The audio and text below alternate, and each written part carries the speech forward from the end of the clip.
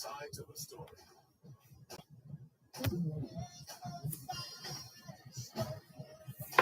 Both sides of the story, highlighting the positive role of the Jamaican diaspora.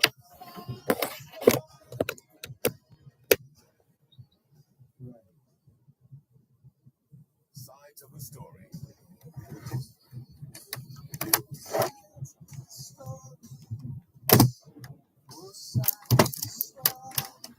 Time now for both sides of the story. The story of Jamaicans at home and Jamaicans abroad on Power 106 FM.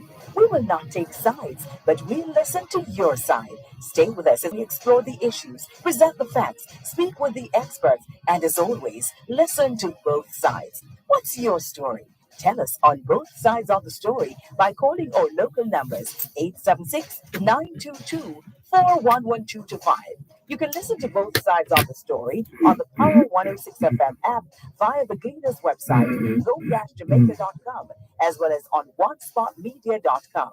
Plus, listeners in the USA can dial 631-359-8281 to listen.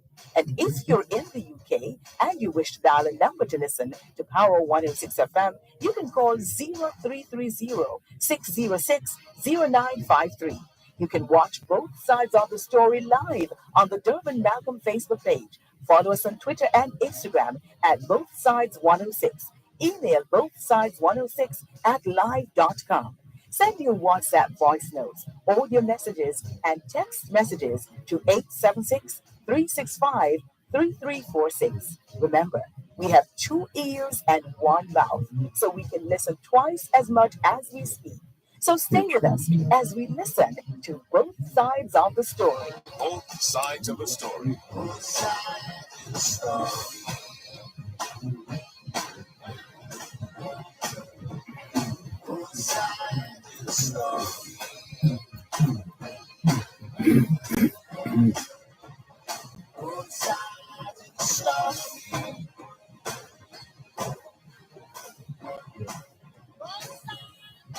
sides of a story. We always need to hear both sides of the story. Both sides of the story. Oh, both sides of the story. Both sides of a story. Yes, both sides of the story. Oh, both sides of the story.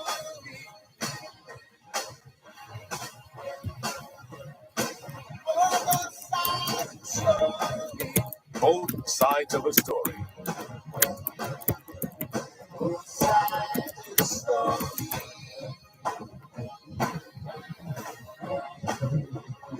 Both sides of the story.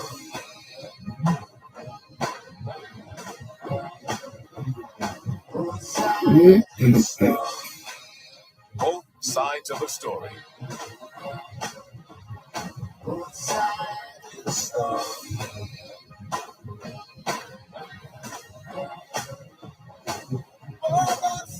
of the story.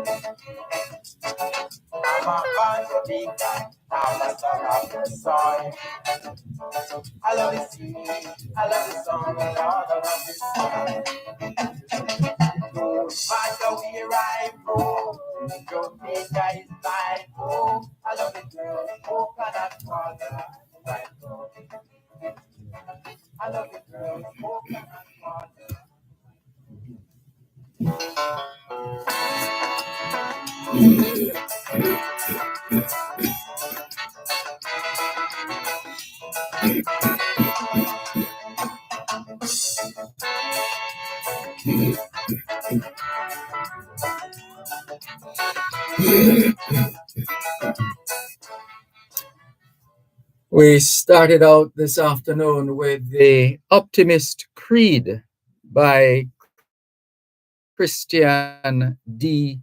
Larson. And we also recited the Optimist Creed and paired it with Born Jamaican. And that is the combination here on both sides of the story, Power 106 FM. It's still the International Decade of Healthy Aging, the International Decade of Ecosystem Restoration, the International Decade of Ocean Science for Sustainable Development, the Decade of Action for Road Safety, and it's also the Decade of Action for Indigenous Languages. It's the 29th day of the 7th month of 2024. Put another way, it's the 29th day of the 2nd month of the 2024 Atlantic hurricane season. In the United States, July is being observed as Cord Blood Awareness Month, Healthy Vision Month, International Group B Strep Throat Awareness Month, Juvenile Arthritis Awareness Month, National Cleft and Craniofacial Awareness and Prevention Month, Sarcoma Awareness Month, and UV Safety Awareness Month. And it's day one of the 2-day Cup match holiday weekend in Bermuda. And there is a bit of information here. A few years ago,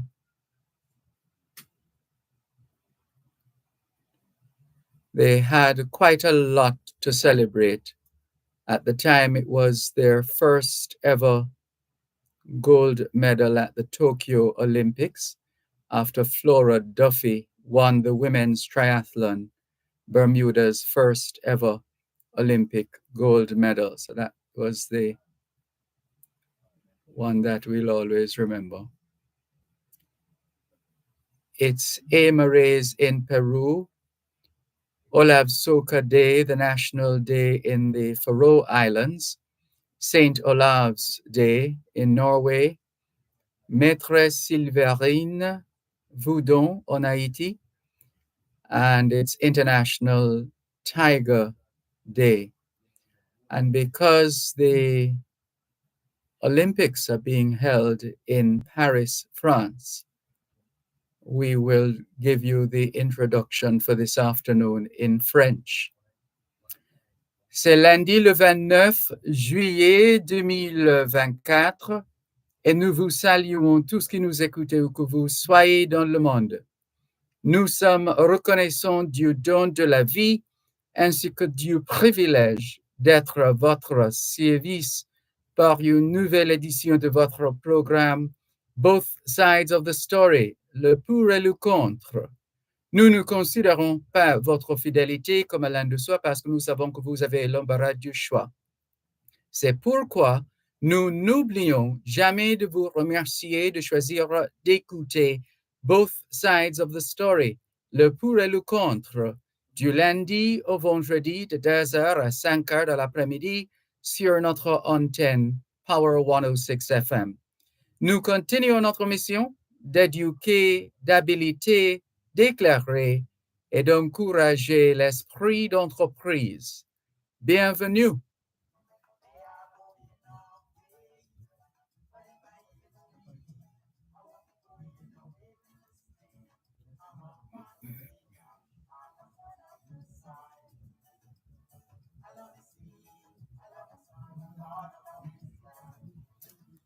All we're saying is it's Monday, the 29th of July, 2024, and we greet you well, wherever in the world you are listening to us right now. We remain eternally grateful for the gift of life and the privilege to serve you on yet another edition of your program, Both Sides of the Story. We don't ever take your listenership for granted because we know you have choices. And that's why we never ever forget to remember to say thanks for choosing to listen to Both Sides of the Story, Monday to Friday, 2 to 5, right here on Power 106 FM. The mission continues to educate, empower, enlighten, and encourage entrepreneurship. Welcome.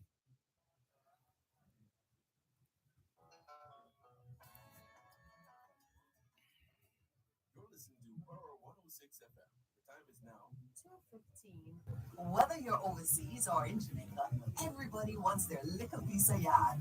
Well, that's where a JMMB Land Mortgage comes in. With JMMB, you'll get more support, more incentives, more benefits, more coverage with JMMB insurance brokers. And also, we give you more time to repay. Your JMMB mortgage expert will answer all of your questions and guide you through every step along the journey. You're not alone with JMMB. Contact us at info@jmmb.com and learn how you can get more than just a mortgage. I hear some people say they are going away, but if I even leave, I won't be going away to stay. So while we're referencing the Paris Olympics, here is some useful reminders.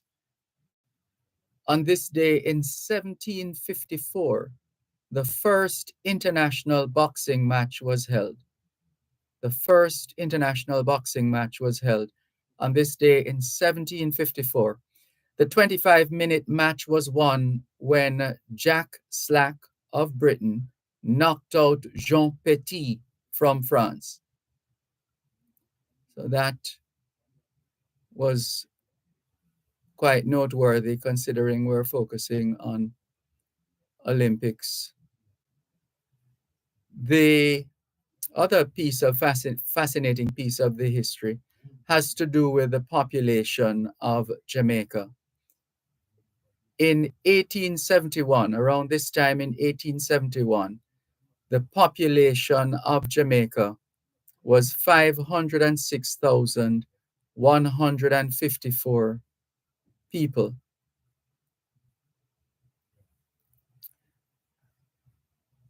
The population of Jamaica, as we said, is now, at the time, on this day in 1871, was 506,154 people, consisting of 246,573 males and 259,581 females.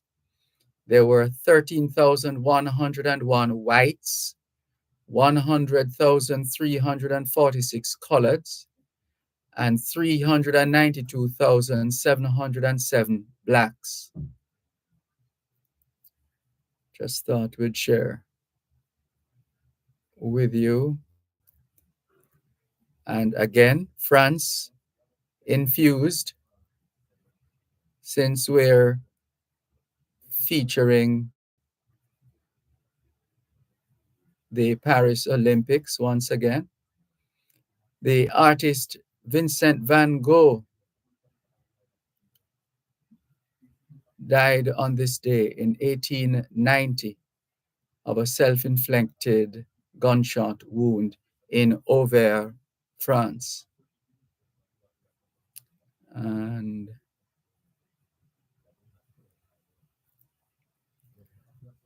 with respect to charting a path for Jamaica's future, an organization known as the Jamaica Progressive League in New York in 1938 urged Jamaicans at home to celebrate the centenary of emancipation in a peaceful and jubilant manner and begin the march towards the greater freedom of self-government.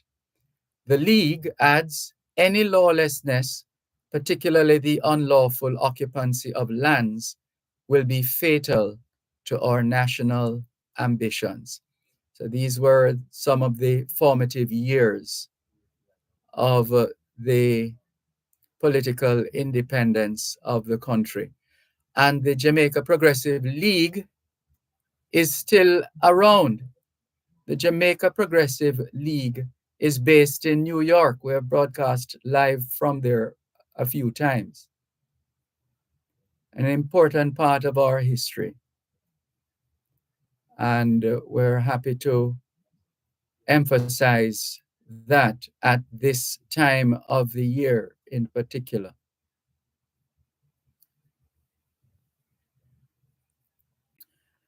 And this one now, 1939, new rules governing the Jamaica Constabulary Force prohibit members of the force from keeping race horses or from taking any part in horse racing.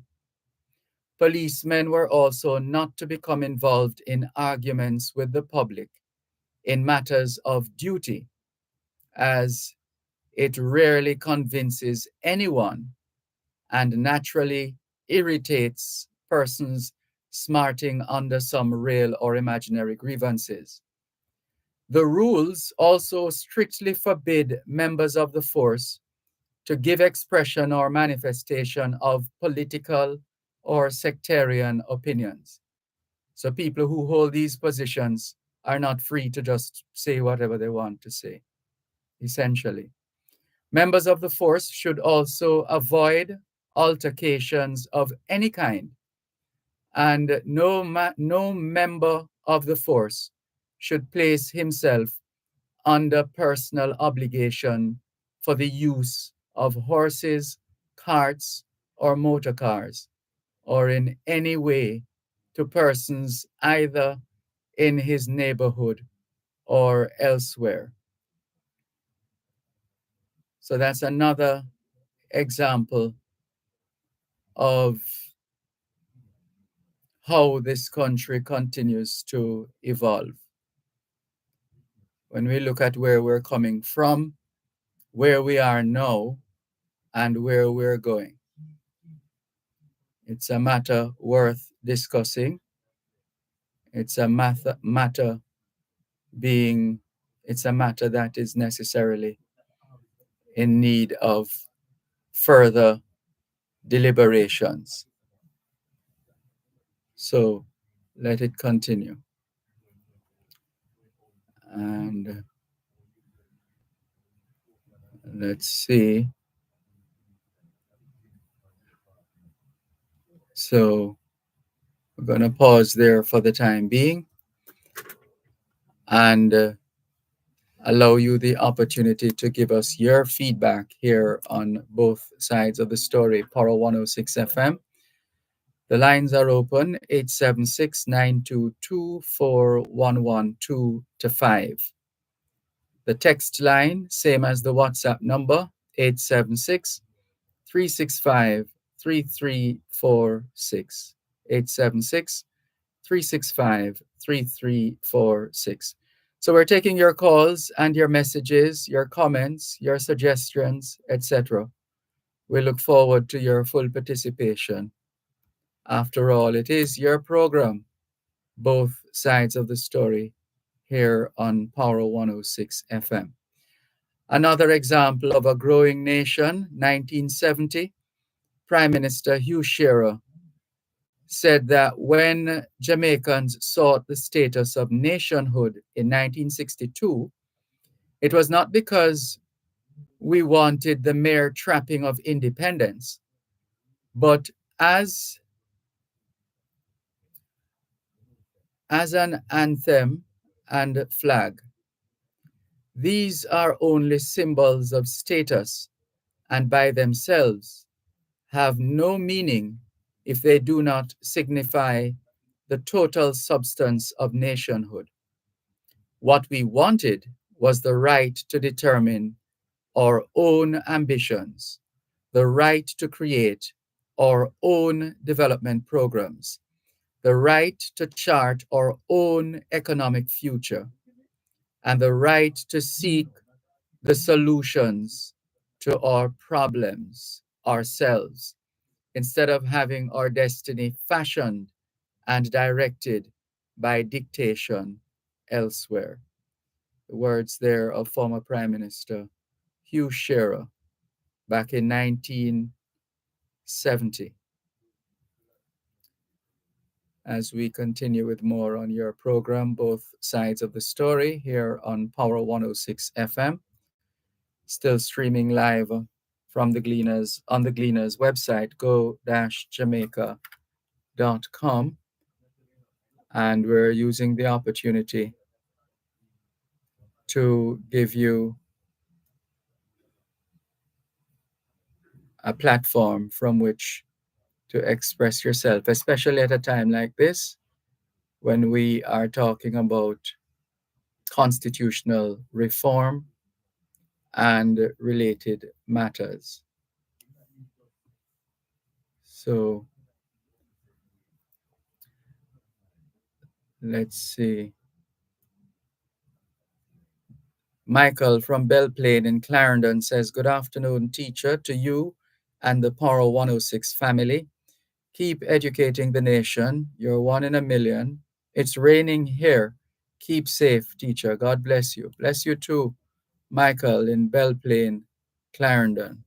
Thank you very much for your message. And this one says, this number is... Okay, this is someone giving us an update on the signal, radio frequency signal, saying, "I realize that this WhatsApp number, the volume fluctuation issue still obtains across programs. Please bring it to the attention of your technical team. Thank you and good afternoon." Well, over to the technical team. Here's another message for you to follow up on the volume fluctuation situation that we have had to grapple with for some time now. So what we will do is forward right away this message, forward, invite the transmission group transmission group. Let's see if they're online. Transmission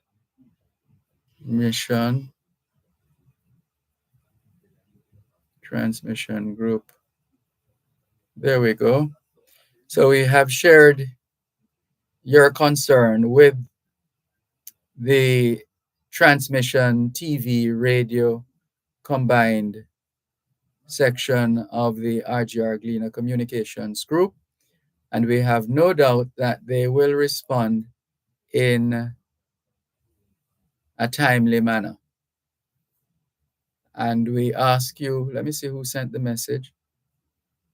The person who sent the message, oh, it's Shireen. Shireen messaged us. So we would love for you, Shireen, to monitor the radio and tell us when it gets better or if it gets worse. Please.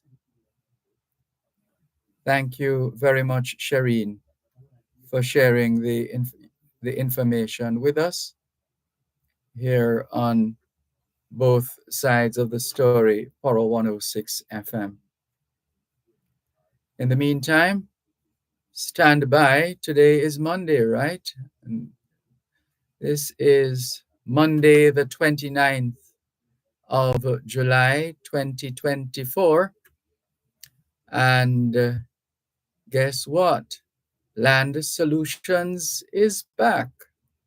So stand by for today's edition of Land Solutions in just a moment.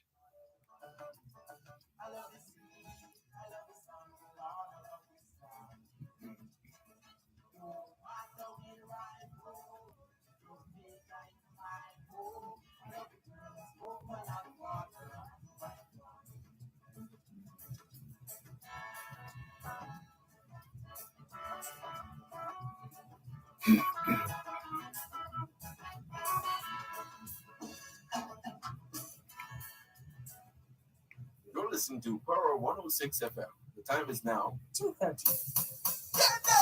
When you want me, push it and make me nice sweat, just give me. Anytime of the day, night as well, just give me. Everybody got their taste, what great smell, just give me. No matter how more quality,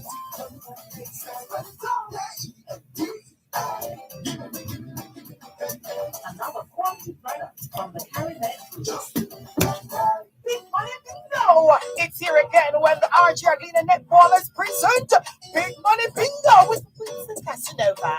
Win big cash prizes of $100,000 from our sponsors, Karen Joyce Pharmacy, Right Diamond Funeral Services and Supplies, Affirm Ambulance Service, Globe Scope Travel Vacations, and 876 Nurses. Prizes and surprises from Cars Manufacturing Bakery, the Educational Network. Get your tickets now at our RGR Gleaner 32 Lyndhurst Road and the Gleaner Company for only $1,500. Only $1,500. Big Money Bingo! Friday, August 2, 2024 at 7 North Street. You hear?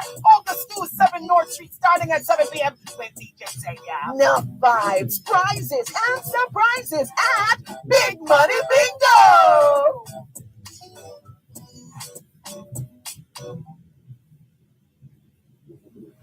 How much do you know about spices and the impact they have on your everyday life? Join us every first and third Thursday during Farm Talk with Althea McKenzie at 6:18 a.m. for Spice Up Jamaica. We'll give you tips, tidbits, and interviews about the revitalization and sustainability of the Jamaican spices, including ginger, turmeric, and pimento. That's Spice Up Jamaica every first and third Thursday at 6:18 a.m. during Farm Talk with Althea McKenzie, right here on Power 106 FM. Spice Up Jamaica is brought to you by the U.S. Department of Agriculture Food for Progress Jamaica Spices Project. Whenever you're ready.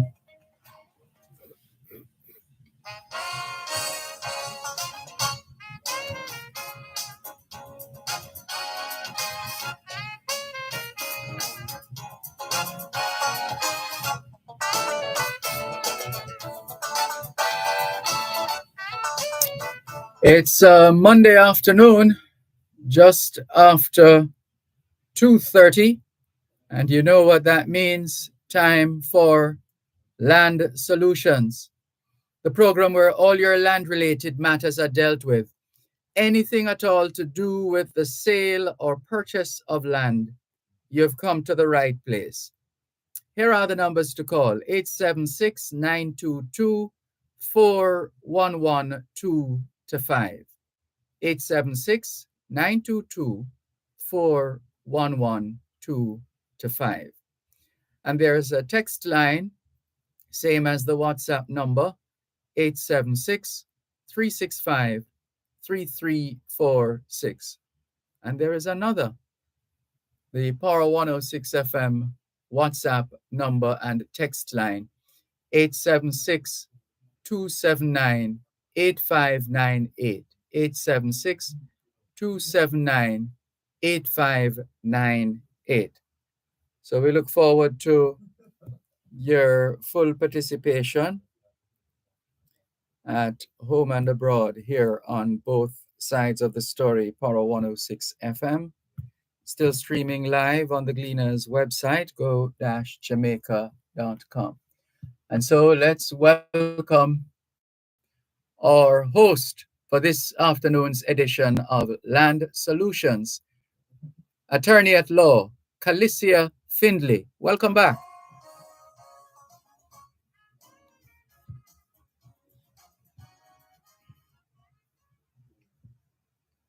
Thank you, Dervan. It's good to be back. Good afternoon and good afternoon, listeners. Thank you for tuning in to today's edition of Land of Solution. As Dervan just said, I'll be your host for today, Calicia Findlay, and we're going to make up for missing last week. So, over to our messages. In fact, Dervan, we had persons sending in messages last week coming into this week. So I'll try and play a little catch up. But as always, feel free to call in with your questions, send your messages. Numbers to call in 876-922-4113 to 5. The text and WhatsApp line 876-881-5254. Again, that's 876-881-5254. Let me start with some Facebook messages. That's facebook.com/land solutions. How can you ensure your children or relatives are not upset or challenge your wishes after you die? That one bears repeating. How can you ensure your children or relatives are not upset or challenge your wishes after you die?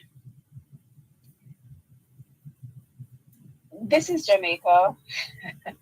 We are Jamaicans. It is sometimes the best laid plans of men, we can put everything in place, but sometimes we just cannot prevent certain things from happening. You have a rock solid will, you've added names to your title, you've taken names off, you've put everything in place, you've sat your family down and you've said, this is what I want to happen when I die, you are to get this, you are to get that. Everything is perfect, or so you think. The point I'm making is sometimes we can think we have everything in order. In fact, everything is in order. But because of how some of us are, we're just always going to be upset. We're going to feel that John shouldn't have gotten this or Mary should have gotten more. So there really is no way to prevent 100% your relatives, your family, your friends from getting upset or from not challenging. But what you can do is try as much as possible to put certain measures in place to prevent or to minimize those occurrences. One, of course, goes without saying, make a will.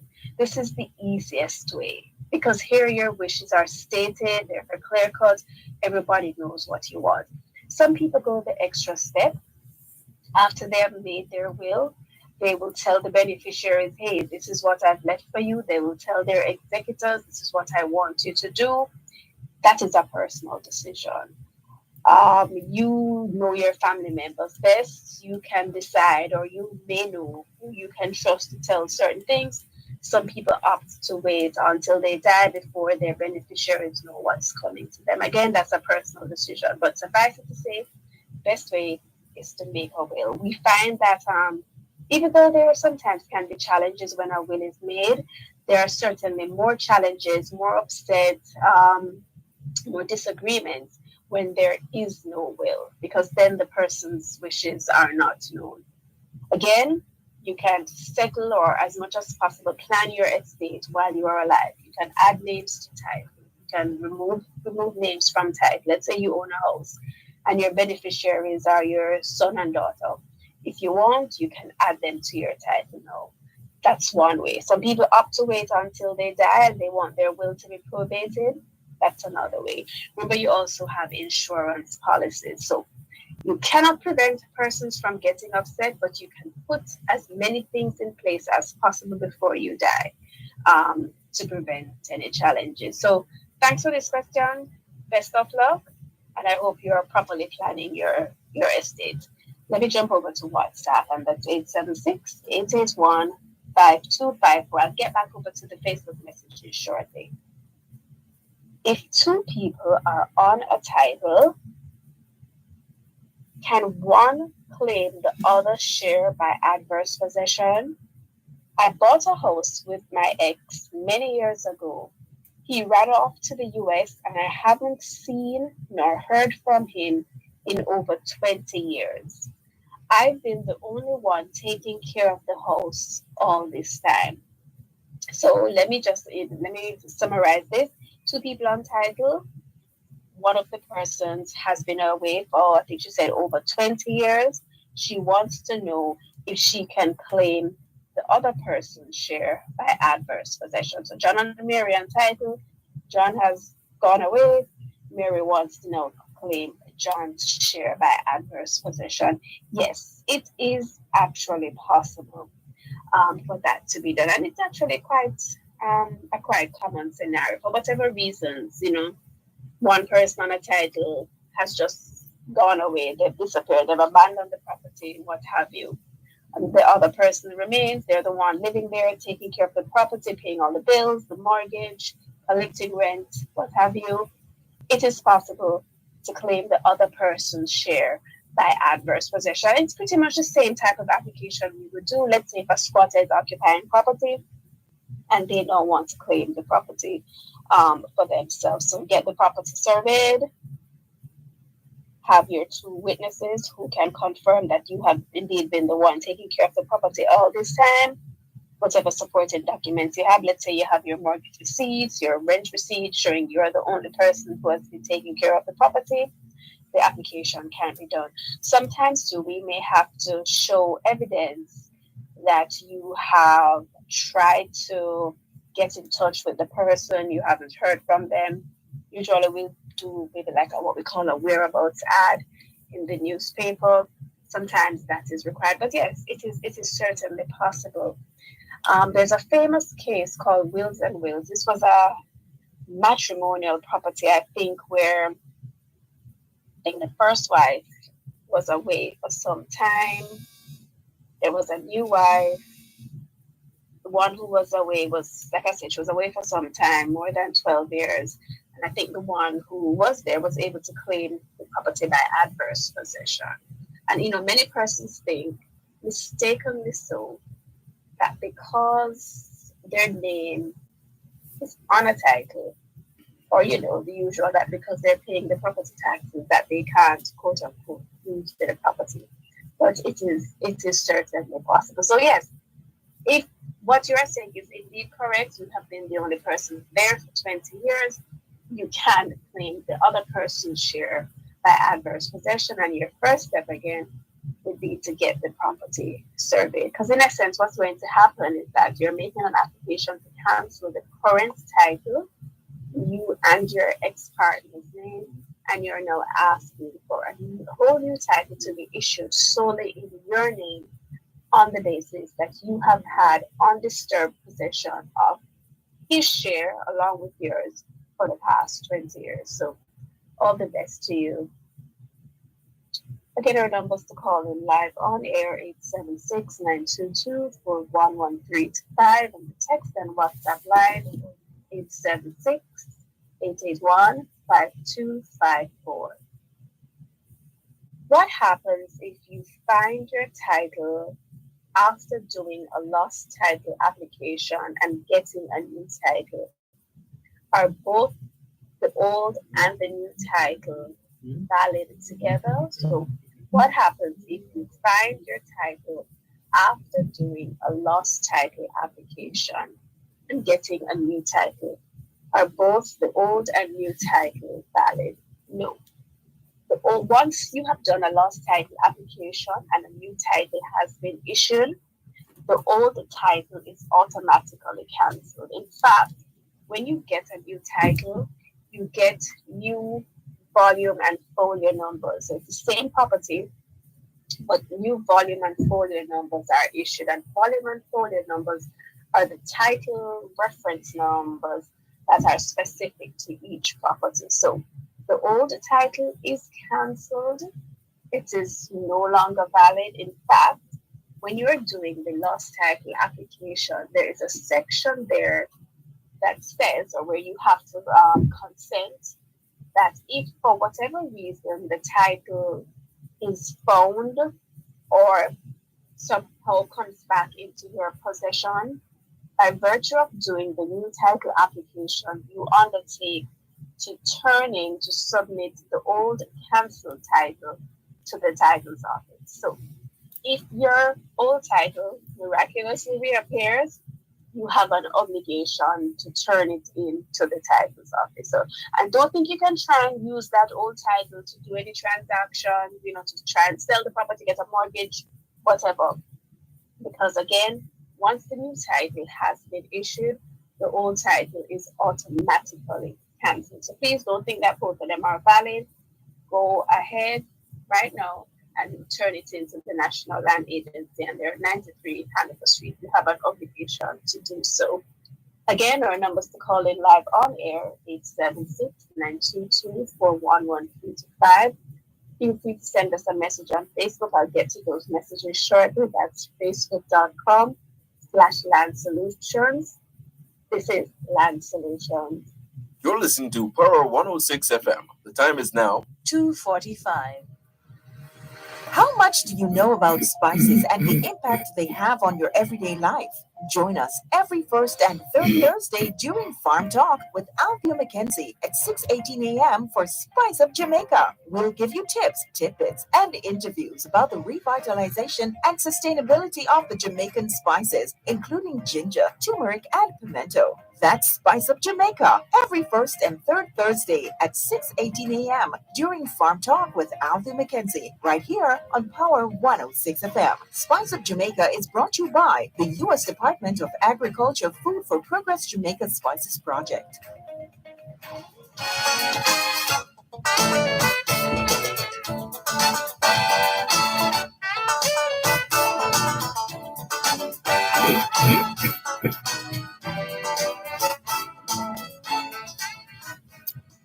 You're listening to Land Solutions during both sides of the story here on Power 106 FM.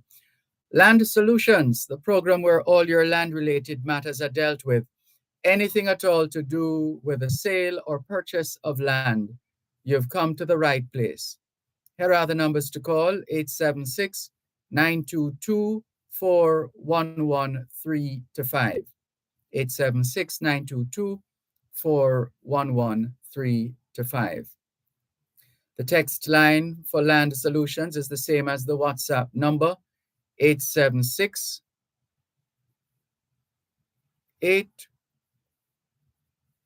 here we go again, 876-881-5254.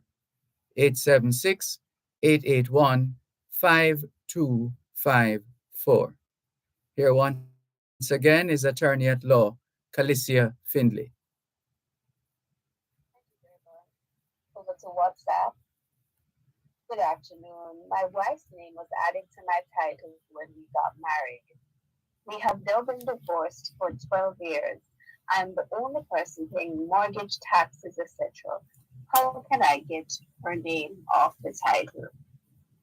So if you were listening, I suspect you were listening previously, you can make an application for adverse possession if you can show that you have been the one taking care of it for the past 12 years. However, usually we do that type of application when we have no knowledge, what has happened to the person. So let's just say they have just disappeared off the face of the earth. Believe it or not, it happens, especially in matrimonial matters. If you know your ex-wife's whereabouts, if you are still in contact with her, the easiest way would be for her, and if she agrees, the easiest way would be for her to do a transfer. So ex-wife and ex-husband on title, ex-wife and ex-husband would transfer the property solely to ex-husband. That's what I refer to as a transfer. So if you can find her, if she's willing to do a transfer, that can be done. Another option too, most persons, when they're coming off a title, they're not just going to come off so easily. They're going to want to be bought out. So if you are both in agreement, if she says, it's all right, pay me X amount, I'm willing to come off the title, then we can do a sale agreement. That's one option. So first option, do a transfer. That's without the exchange of monies. Second option, buy her out. Third option and last resort, you can do what I had mentioned previously, an application, an adverse possession application. So those are the options. Coming to us or any other attorney, so we can sit and have a discussion to see which option would be more appropriate in your case. Let me go over to email, and that's Gloria@landsolutionsja.com. I would like to add the name of my adult son to my land title. What documents would be needed to carry out this process? What would be the possible overall cost to finalize the process? Okay, so once we're adding a name to a title, we do what's called a transfer. So we prepare an instrument of transfer. So in this case, father is adding his son. So father would be transferring the property to himself and his son. Everybody would need to have a TRN. So whether you live in Jamaica or not, doesn't matter, no getting around that. We would need a TRN, of course, name, address, occupation, the title itself, the transfer is completed, sent to the stamp office for the assessment of transfer tax. Doesn't matter that it's not a sale. Once you're adding someone's name, it counts as a transfer. Transfer tax is paid to the government. Transfer tax is 2% of the interest that is being transferred. So let's say the property is valued at $20 million. Because you are adding your son, in essence, you're only dealing with a half share of the property. So transfer tax would be 2% of $10 million. At the stamp office, it takes about 2 to 3 weeks. It could be a little longer if they have a backlog or if they want to do an assessment. Once it's stamped, meaning the duties are paid, the stamped documents along with the title are submitted to the National Land Agency for your son's name to be put on the title. Of course, you have to pay legal fees depending on the attorney. It is a percentage. And as I said before, you have transfer tax, which is 2%. In terms of the length, it may take about 2 to 3 months, barring no delays at the government agencies.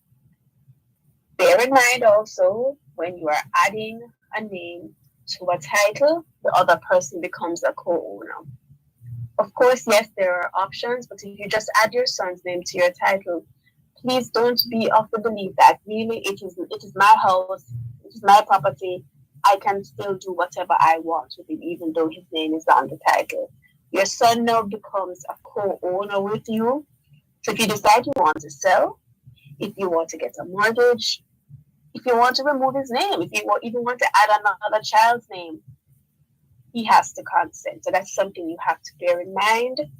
Also, sometimes, when I say sometimes, it may or it could affect your child's NHT eligibility. There have been instances where the NHT will say, you are already the owner of property because your name is on a title, so we are unable to give you benefits or the full benefits that you would be entitled to. So bear that in mind. If you still want to retain control of the property, you could do a life interest transfer. So that's where, even though your son's name is on the title, it will only be fully transferred to him after you pass away. So those are options to consider. Sometimes when we give persons the option, they say no. They don't want to do anything. They you know your family members. They decide, I don't think I want to add him or her on to the title yet. Let me wait a bit. If that's the case, go ahead and do your will. So you stay on the title, you remain on the title, you will your property to your child, so they get it after you die. So some persons do opt to do that. Like I said, it's a personal decision. I will give you the options, but I will never say you must do this. I'll give you the options, what are the advantages and possible disadvantages of each, and then you can decide. Can I divorce my wife because she is unemployed? She has been laid off for quite some time and isn't making any effort to find a job. What will happen to our house? So can you divorce your wife because she is unemployed? In Jamaica, we have what's called no-fault divorce. So really, you can divorce your spouse for any reason. Whether your spouse is unemployed or unemployable, whether you just don't love the person anymore, whether you can't, communication isn't good, whatever. You don't need a specific reason. What we have to show is that the marriage has irretrievably broken down, meaning that the marriage mashed up and there's no hope of getting it back together. And we have to show, so if in your case it's because one party has been unemployed, then so be it. If in someone else's case it's because there has been infidelity, then so be it. So any reason counts, technically, because in Jamaica we really don't need a reason. It's a no-fault divorce. So whatever reason you have, it will suffice. What we must show, however, though, is that the marriage what we must show is that you have been married for at least 2 years and that you have been separated for at least 1 year. So you must be married for at least 2 years and you must show that you have been separated for at least 1 year. Now, separation does not have to be physical. We have many instances where parties are still living under the same roof, but they consider themselves to be separated. So don't think that you have to be living in the East and then your spouse is living in the West for you to be considered separated. It can be a mental thing. You can be separated and still be living under the same roof. So if you can show that you have been married for 2 years, the marriage has broken down for at least a year, if in your mind it's because she has been unemployed and isn't making any effort to secure new employment, and that has affected the marriage to the point where it has been irretrievably broken, then so be it. You can make an application for a divorce. And the second part of your question, what will happen to our house? So I'm assuming both names are on the title. If not, send me a follow-up message. So you have your matrimonial property. If both names are on the title, of course, each of you is entitled to a 50-50 share. If it's only one person's name on the title, it can still qualify as the matrimonial home. So let's just say it is in husband's name alone. Wife is still entitled to a 50% share of the property. So if you guys can come to an agreement, if one person agrees to sign it over to another, so be it. If you agree that it is going to be sold and the proceeds split however you both agree, then so be it. You can agree on anything. However, if both of you are not able to come to an agreement and the matter ends up in court, then the judge will make a decision, whether it be that one person gets everything or that it's sold on the open market and the proceeds are split 50-50. So I can't say yet what will happen to your house, because it really depends on whether you are both able to come to an agreement. Like I said, if you can come to an agreement, then the house, what will happen to the house depends on what you agree. If not, it will be in accordance with what the judge says. In instances like this, the usual question I get, people will ask, so Ms. Finley, what happens? What happens when it goes to court? What will the judge decide? We cannot ever say the judge is going to say A, B, C, or D. Every case is different. So you can't say, okay, I'm the one who's paying the mortgage, so I'm going to get everything. Or it's my name alone on the title, I'm going to get everything. Or yes, even though it's her name, even though it's both names on the title, because I'm the one paying the bills, she's only going to get 20%. I can tell you that in this case, this happened, in that case, that happened, but nobody, no attorney should ever say to you, this is exactly what's going to happen. At the end of the day, it is the judge who is going to decide. If at all possible, try and come to an agreement before. And in fact, once these matters are filed in court, before it gets to the trial stage, meaning before the judge makes a determination, the court is going to order that the parties go to mediation. This is where you go before an impartial party who will assist you in negotiating and coming to an out-of-court settlement. It's cheaper, it's faster. Usually it causes less, animosity between the parties. So if at all possible, I know it's hard, it's dealing with matrimonial property. There are always emotions involved, but if at all possible, see how best you can come to an agreement without having to go to court. A lot of spouses also say, all right, fine, you take your name off the title and I'll put the child's name on. That's a personal decision. That's not something I would ever advise. If you decide to do it, no problem. But putting the child's name on the title doesn't really benefit you. It means you no longer have an interest. But if that's what you want to do, you can just, of course, ensure that you get legal advice. Again, our numbers to call it live on air, 876-922-4113. The text and WhatsApp line, 876-881-5254. This is Land Solution. Contractors, developers, and small builders. Contact Coast to Coast Group of Companies for high-quality concrete products. The time by Coast to Coast Group of Companies is 3 o'clock. The Auto World. It's the only program on Jamaican radio dedicated to the world of automobile. It's the Auto World with Shelly and McLagan. Get news and reviews relating to vehicles and automotive technology. Learn the ins and outs of mechanical operation. Find out about the various stakeholders in the local and international automotive sectors. From auto finance to road safety to motorcycles, the Auto World is your one-stop shop for everything auto.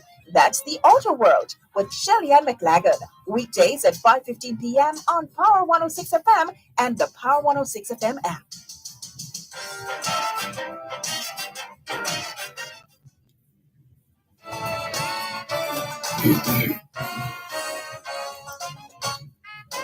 You're listening to Land Solutions during both sides of the story here on Power 106 FM. Land Solutions, the program where all your land-related matters are dealt with.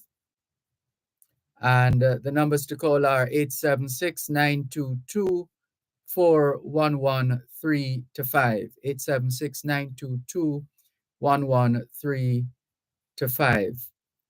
And the text line, same as the WhatsApp number for Land Solutions. And you have options, 876-279-8598. That's 876-279-8598. That's the Power 106 WhatsApp and text line. And the other is assigned to yours truly, 876-365-3346. 876-365-3346. Let's hand you over once again to Your host on this week's edition of Land Solutions, attorney at law, Calicia Findlay. Thank you, Dervan. Continuing with our WhatsApp messages. What happens if both executors die? Does this mean the will isn't valid? No, it doesn't. The will is still valid. If there are two executors, and by the time for the will to be probated, both executors have died, one of the beneficiaries can step in to make the application. So all isn't lost doesn't mean the will is valid. One of the beneficiaries can make the application. Slight technicality, process really doesn't change. If it's the executors who are applying, it is referred to as an application for probate. If it is the beneficiaries who are applying, it's now referred to as an application for letters of administration with will annexed. Don't be confused by the different term. It is basically still the same process where you're making an application to the court for the court to prove the will. And then once that application has been completed, and in fact, let me just back up a little because a lot of persons still believe that after someone dies, that's it. They can just go ahead and share up the property in accordance with what the will says. Not quite. When someone dies, the will has to be probated, or like I said, if there are no executors, the beneficiaries apply for letters of administration with the will annexed. And that is really just the process of the court confirming that the will is valid. Probate comes from the word prove. So the court is really proving the validity of the will. Once that court order is granted, still not quite ready to finalize. We then have to make an application to Tax Administration Jamaica, that's the stamp office, for the payment of estate duties. Once that is done, let's say a house was left, then the beneficiaries or the executors' names are then put on the title. And only when that is done can the property be transferred. Let's say there was no house. Let us say it was just money in a bank account. The will has to be probated, then the monies can be shared. If it's just money in the estate, then you don't have to make any application to the stamp office for estate duties because you don't pay estate duties on money in the account. But if it's a property like a house or a piece of land, then you have to pay estate duties. Remember, if the estate duties are less than, I'm sorry, if the property value is less than $10 million, you don't pay any estate duties. But we still have to make the application to the stamp office and we get what's called a nil assessment. So bear those things in mind. But again, to go back to the original question, if both executors die, the will is still valid and one of the beneficiaries can make the application. Let me jump over, let me go back to Facebook. What do I do if I know someone has lied on a title application? They say they've been living there for over 22 years, but that's not the case. So, what do I do if I know someone has lied on a title application? They say they've been living there for over 22 years, but that's not the case. What do you do? All right. Is this affecting you? Are you somehow prejudiced by this person's title application? Has this person got title in their name? But is it that you were entitled to the property? So let us say John has been living on property for 20 years, but Mary has lied and said she has been living on that property. That would mean that Mary has prejudiced John. So John would be directly affected. So I can see if it's a case like that where John has lost out on the land, then John would have a cause of action. John can sue Mary. In fact, this would be a criminal. It is a criminal offense to lie on a title application. So if you are directly you are affected by this quote unquote fraud, you say that you know the person has lied. If you are affected by it, then I can see you taking action. If you just happen to know, by the way, you're not affected, you're not losing out on the land, you're not prejudiced in any way at all, what should you do? I'm going to leave that to you to answer. It is entirely up to you. If it does not affect you, that is your decision. But again, if it affects you, if you've somehow lost out, then you can sue or you can make a report to the police, because it is a criminal offense to make a fraudulent declaration on a title application. Can I give my tenant notice if they're just late with the rent by 1 month? I feel like this is the beginning of trouble, and I want to prevent all that before it's too late. Interesting. I see where you're coming from.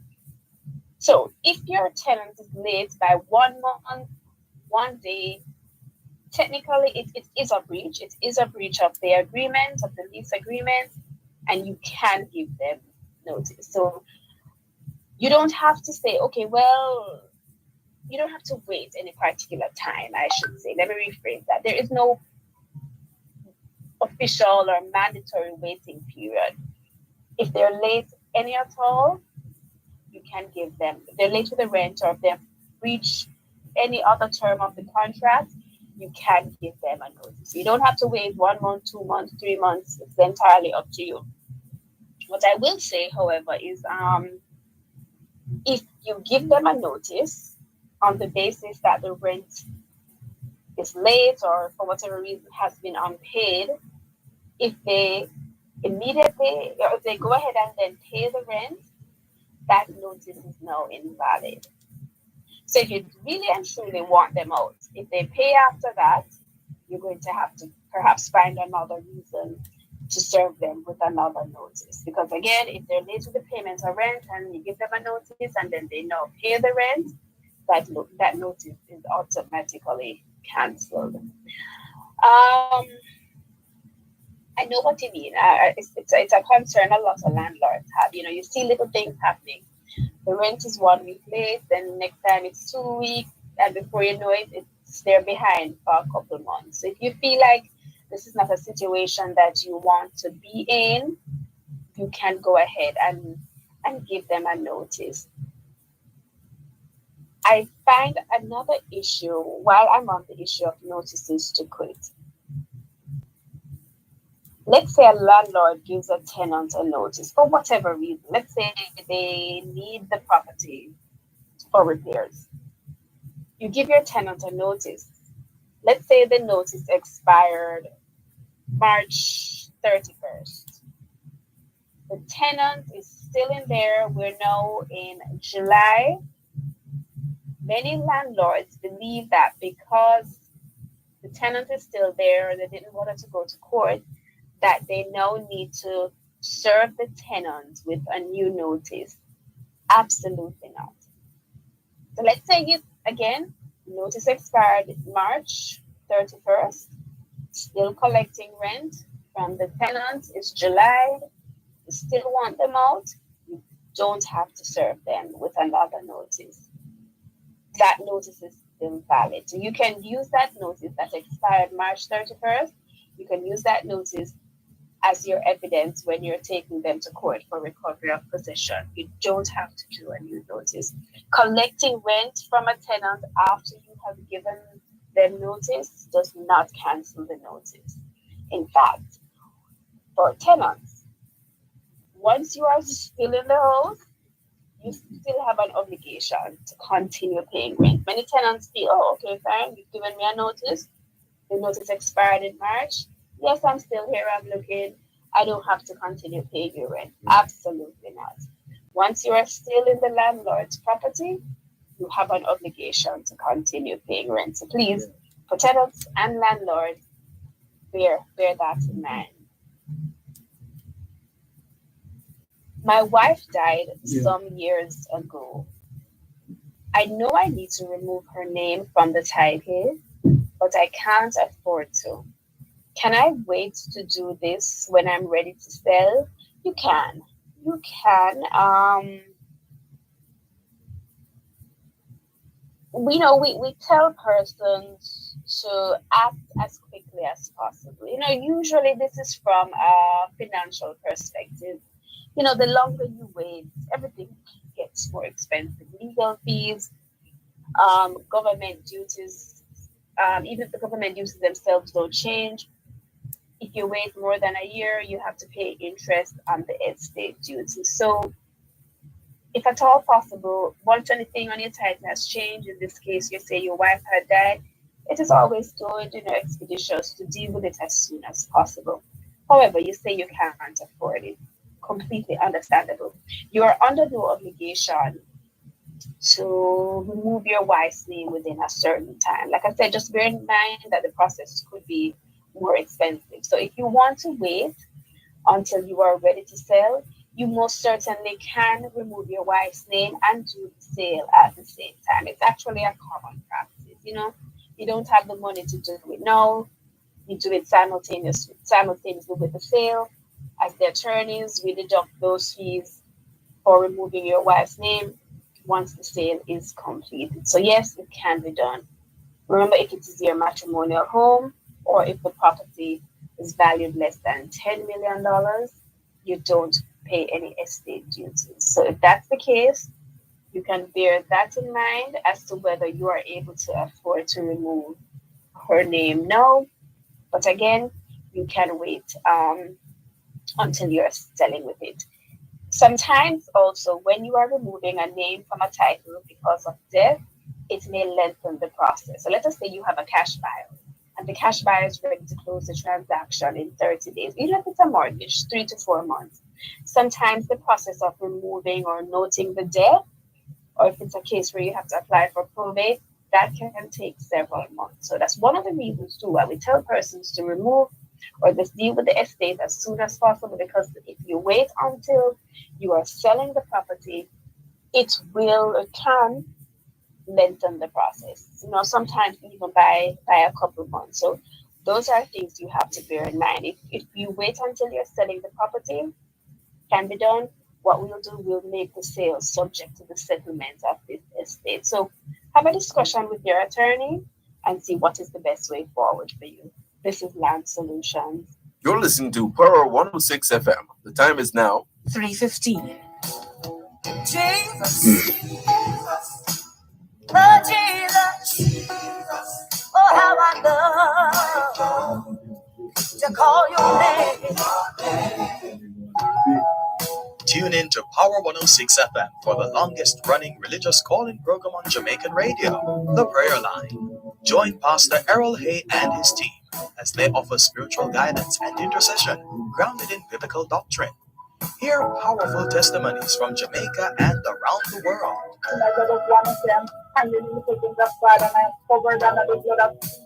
The Prayer Line, a source of support and inspiration in these trying times. That's The Prayer Line on Power 106 FM, Sundays at 6:30 p.m. Join us. You shall live, declare the words of the Lord. Amen. You shall be a living testimony here on the Lord's side.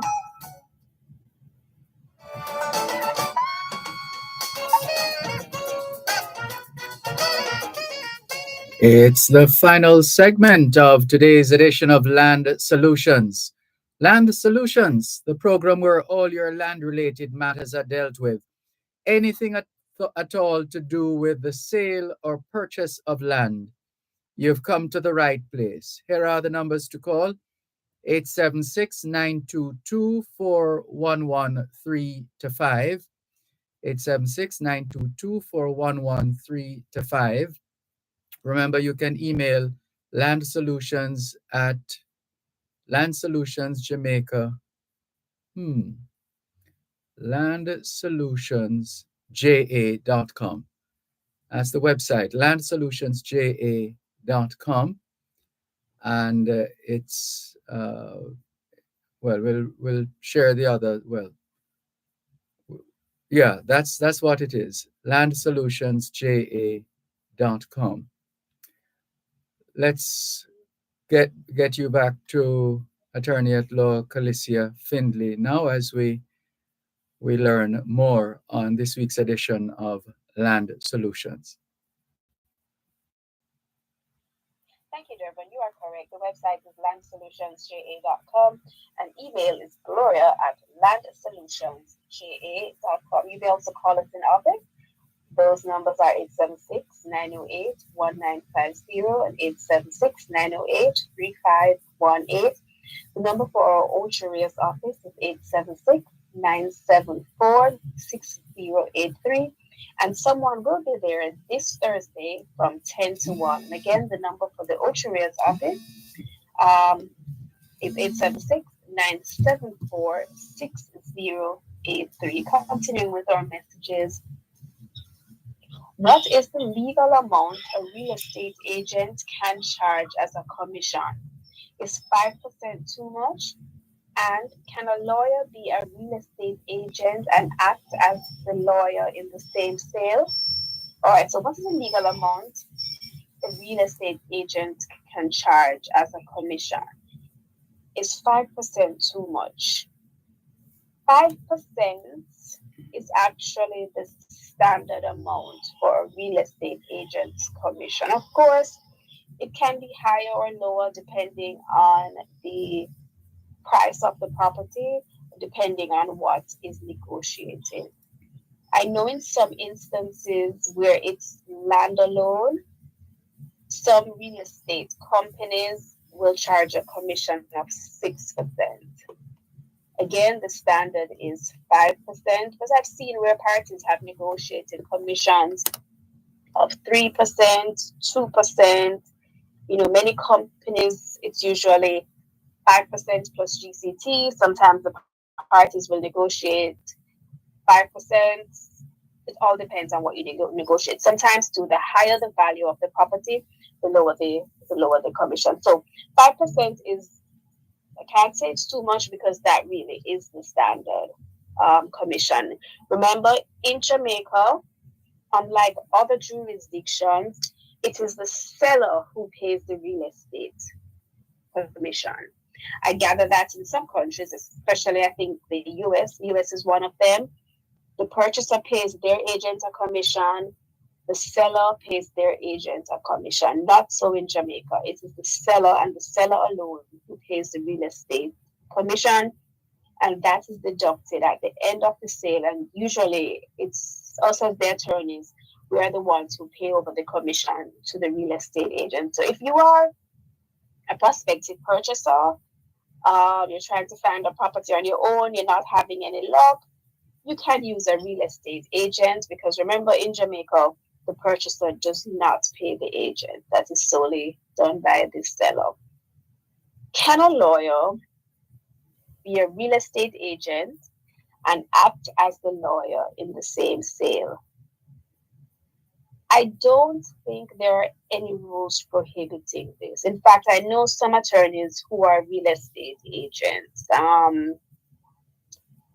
I suppose it could be said that there is maybe a conflict, but I honestly don't. If I'm incorrect, someone can please correct me, but I don't think there are any rules prohibiting an attorney from also acting as a real estate agent in the same transaction. I mean, once you're a licensed real estate agent, once you are a licensed attorney, you can do both, because they're really two different roles.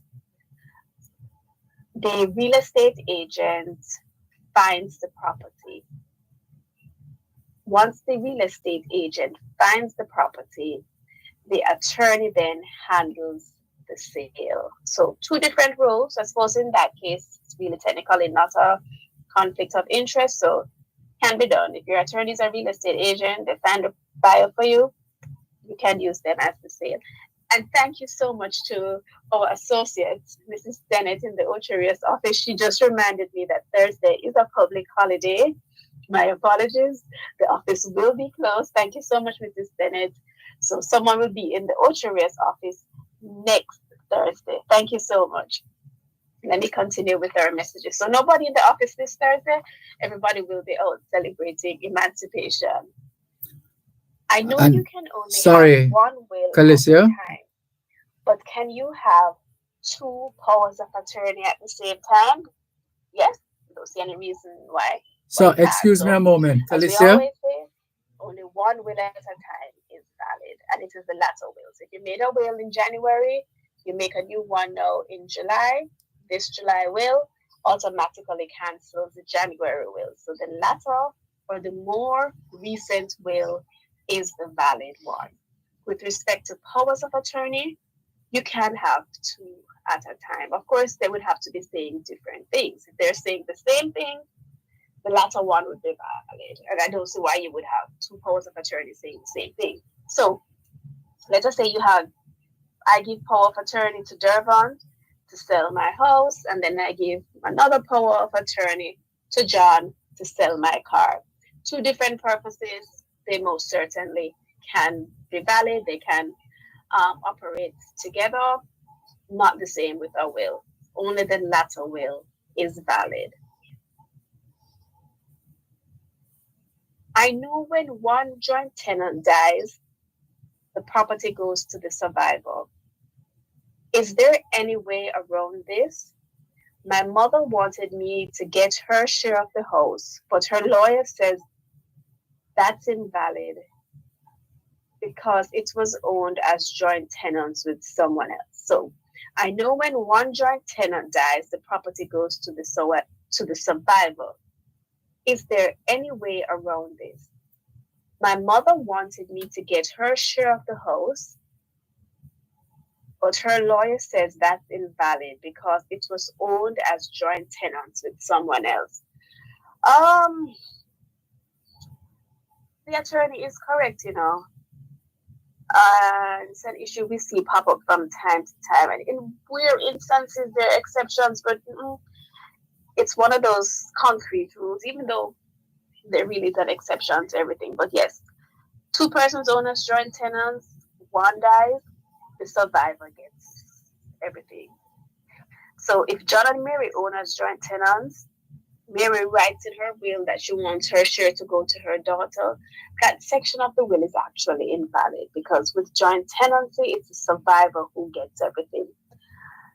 The only way I could see an exception to this, is perhaps Mary's daughter can somehow come up with a claim for adverse possession. That's just probably the only exception I can see. So Mary can say, I've been living there for 30 years. I've never seen John. Then maybe. But generally speaking, though, once you own as joint tenants, it's the survivor who gets everything. So if you own a property as joint tenants and you know that you don't want the survivor to get it if you die, you either have to change the tenancy. So both of you and your other joint tenant, sign a transfer prepared by an attorney, of course, where you're changing the tenancy or transferring from joint tenants to tenants in common. That can be done.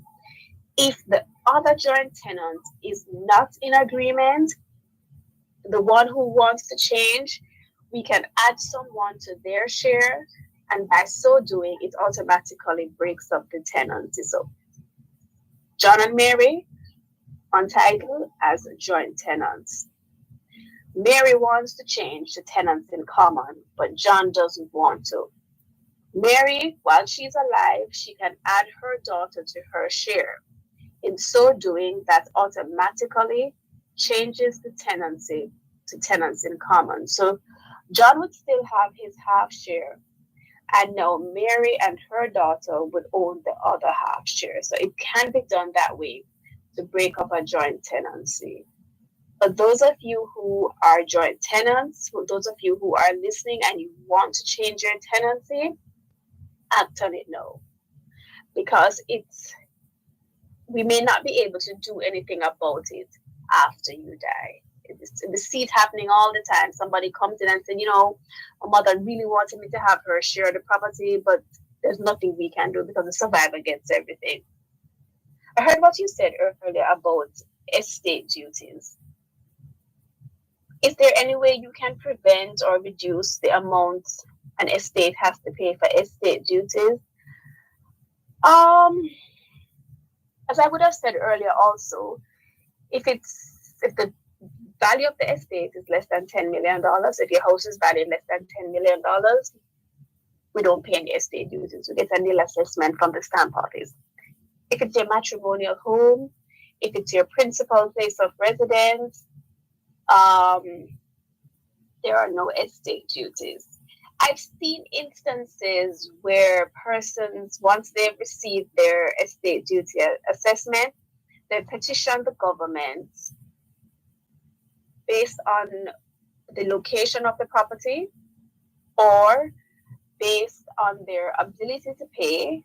I've seen it happen in instances with pensioners where they make a special request to the government to reduce the sum that is to be paid for estate duty. So it is possible, but the exceptions are rare. We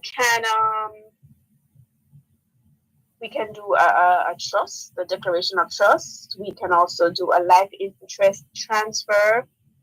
Those are some instances where we can prevent the paying of estate duties also. So those are options to be considered. But generally speaking, estate duties, I've heard persons say before, it's expensive to die in Jamaica. It really isn't anymore because estate duties in the past were much higher. I think at one point it was as high as 15%. But now it's 1.5% of the value of the estate when the person dies. Estate duties are calculated as at the date of death. So if someone died in 2005, it's the 2005 value that is used to calculate the estate duties. Bear in mind, though, that you're going to have to pay interest of 6% from 2006 all the way to 2024. That is why we urge persons, when you're dealing with an estate, we know everybody's circumstances different, but that's why we say as much as possible, please try to deal with your estates expeditiously. Saves time, and of course, it reduces the amount you have to pay to us, the attorneys, and to the government. So whatever business you have to deal with respect to your property, apart from consulting with an attorney, please deal with it as soon as possible. When you wait too long, it's a headache and it's so expensive. Thanks so much for tuning in to today's edition of Land Solutions. Remember that this Thursday is a holiday. Our offices will not be open. And wishing everyone all the best for emancipation. And thanks as always to Dervan and the team of Power 106. Take care, everyone.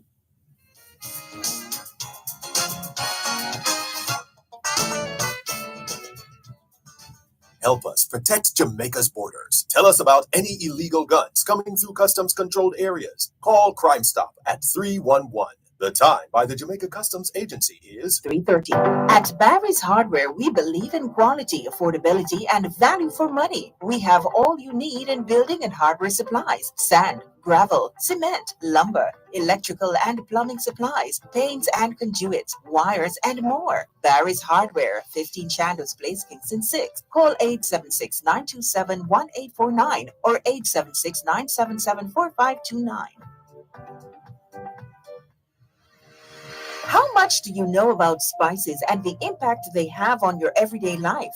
Join us every first and third Thursday during Farm Talk with Althea McKenzie at 6:18 a.m. for Spice Up Jamaica. We'll give you tips, tidbits, and interviews about the revitalization and sustainability of the Jamaican spices, including ginger, turmeric, and pimento. That's Spice Up Jamaica every first and third Thursday at 6:18 a.m. during Farm Talk with Althea McKenzie, right here on Power 106 FM. Spice Up Jamaica is brought to you by the U.S. Department of Agriculture Food for Progress Jamaica Spices Project.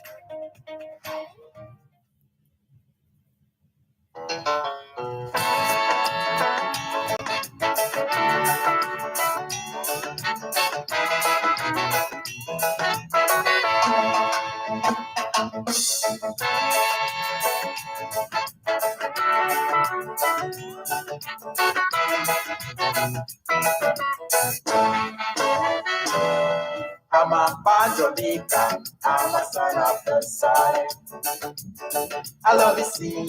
I love the sun, Lord. I love this land. Don't matter where I go, Jamaica is my home. I love the girls, coconut water and white rum. I hear some people say they are going away, but if I even leave, I won't be going away to stay. I'm a born Jamaican, I'm a son of the soil. I love the sea, I love the sun, Lord, I love this land. No matter where I go, Jamaica is my home. I love the girls, coconut water and white rum.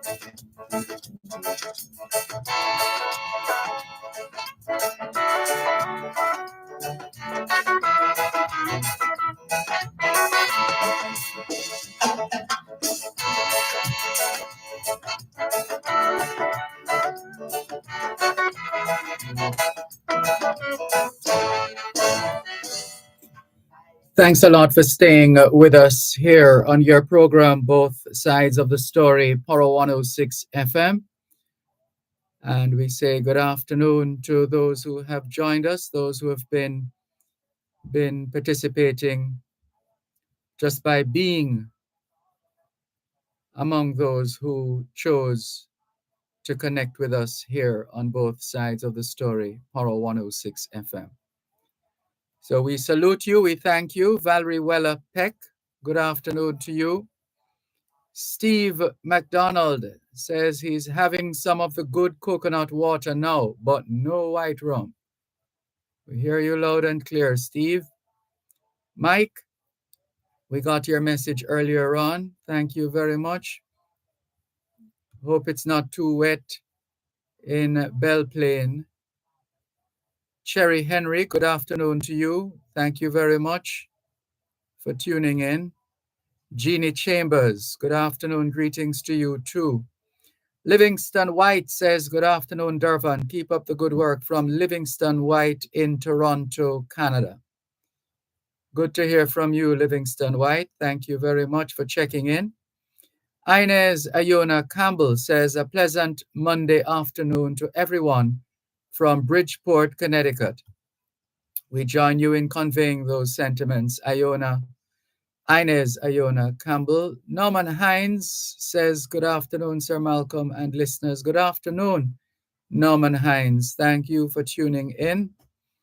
Inga Gibson says, blessings and love to all. To you too. Thank you for joining us. We see the emojis. Mikey Jarrett says, good afternoon, blessings and blessed love, my brother, Dervan Malcolm, from Brooklyn, New York. Good to have you on board, Mikey Jarrett from Brooklyn, New York. And Faye Weller says, good afternoon, Mr. Dervan and faithful listeners. Thanks be to God. We are together again. Amen to that, Faye Weller. Thank you very much for your message. Keep the messages coming in here on both sides of the story, Poro 106 FM. By now, you know the numbers to call, 876-922-4112-5, 876-922-4112-5. And the text line is the same as the WhatsApp number, 876-365-3346. 876-365-3346. So we look forward to your continuing support and listenership here on both sides of the story, Poro 106 FM. And let's see who else is online. And let's see. Go down. Seeing a name here. This must be a new listener. Somebody who, or someone who just stumbled upon this website, busily, no, by Baisel, trying to work out the name. Right, well, you're going to have to help us to pronounce the name of this individual or character. And let's see how that goes. In the meantime, though, keep them 876-922-4112 to 5. Those are the numbers to call. 876-922-4112 to 5. And the text line, same as the WhatsApp number, 876-365-3346. 876-365-3346. There's a story that we wanted to share. See if we can retrieve it right now. In relation to Venezuela. And see if we can bring this up. Let's see. Going around. Narda Willis, good day to you. Thank you very much for tuning in. She says, please send birthday greetings to my one and only son, Junior Gray. We hope Junior Gray heard. And let's see. Let's see if we can go to the, where is it?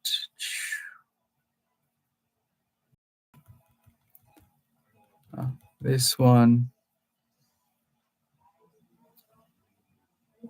What Israel might do next after Golan Heights attack.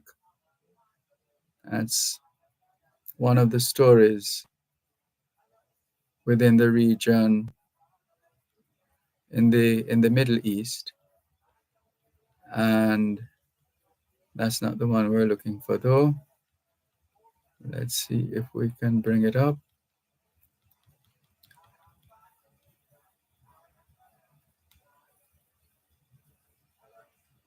It's taking a while.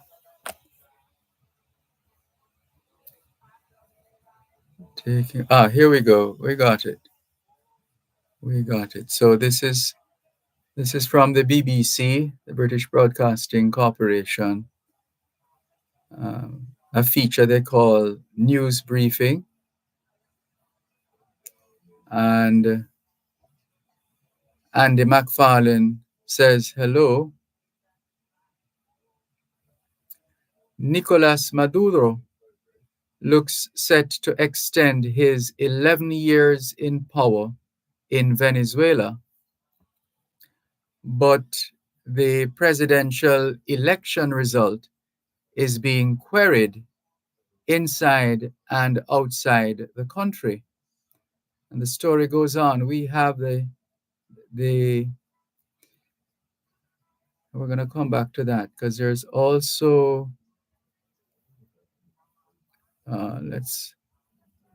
this one, right. So before Venezuelans went to the polls, opposition supporters felt they had a real chance of ousting President Nicolas Maduro, whose PSUV party has been in power for 25 years.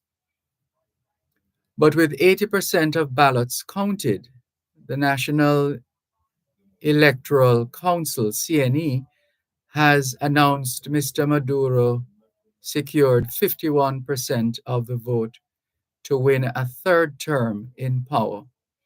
I will defend our democracy, our law, and our people, he told supporters.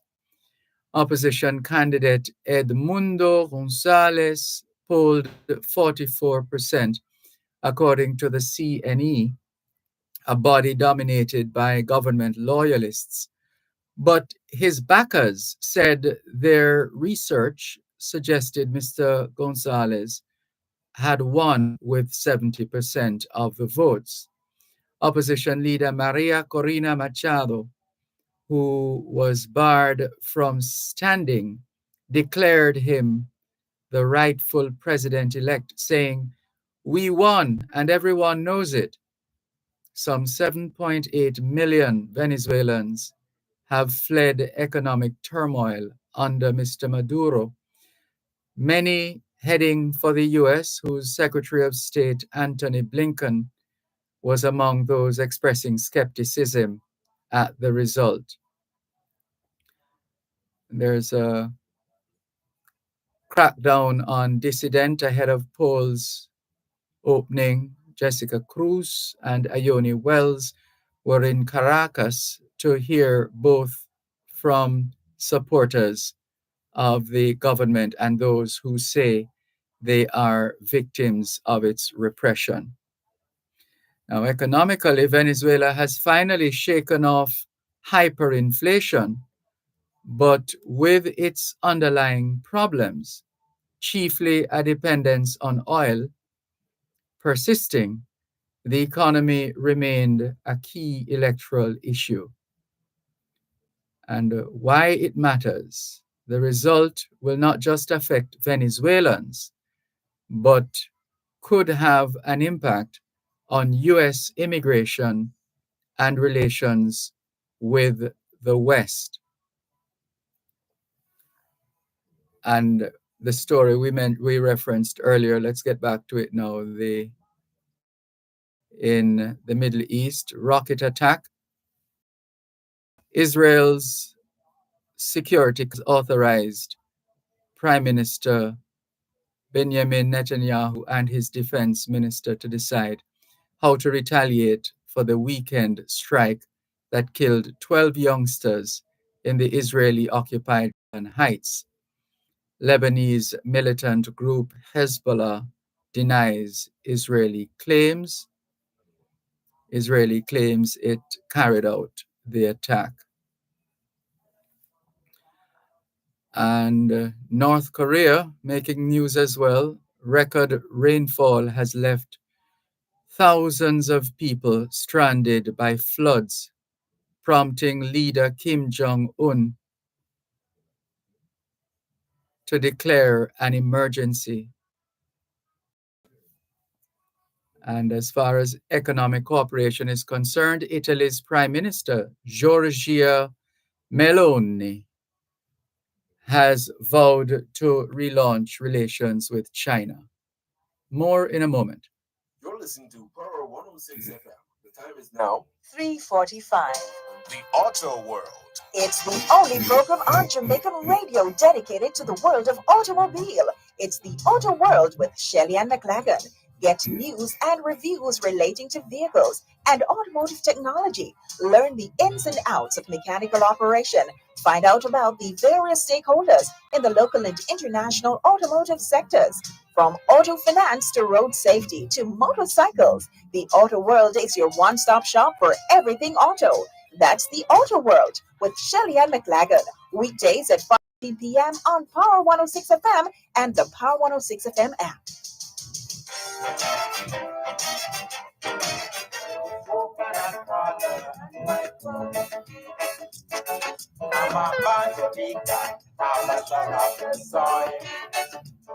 I love it sweet, I love the song, Lord, I love it. No matter where I go, Jamaica is my home. I love the girls, coconut water, white rum. I love the girls, coconut water.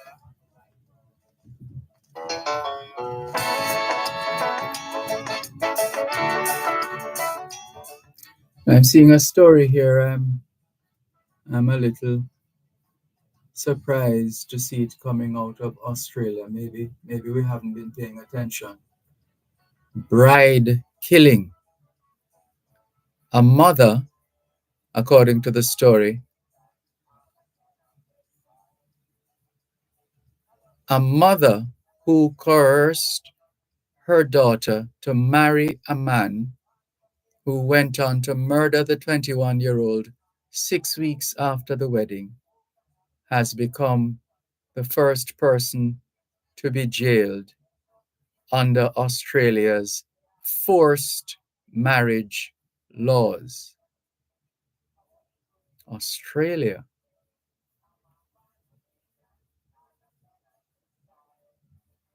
Let's see if we can get some more on this one.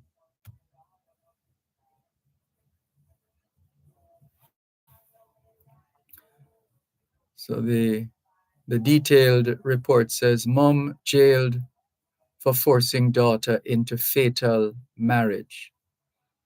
A mother, and this is coming out of Australia, a mother has become the first person to be jailed under Australia's forced marriage laws for ordering her daughter to wed a man who would later murder the 21-year-old.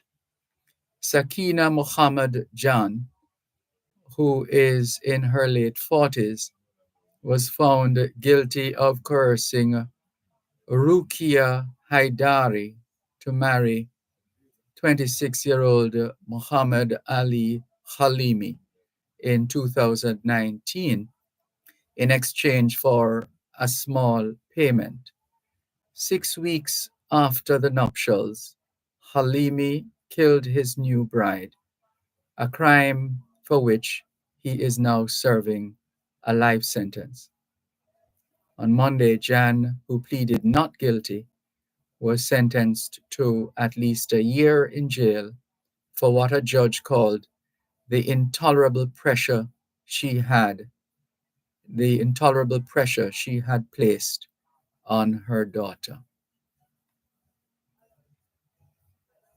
Forced marriage laws were introduced in Australia in 2013 and carry a maximum penalty of 7 years imprisonment. There are several cases pending, but Jan is the first person to be sentenced for the offense. An Afghan Hazara refugee who fled persecution from the Taliban and migrated to regional Victoria with her 5 children in 2013. Jan's lawyers have said she suffers enduring grief over the death of her daughter, but continues to maintain her innocence. The trial heard that Haidari had been first forced to enter an unofficial religious marriage at the age of 15, a union that ended after 2 years, and did not want to marry again until she was 27 or 28.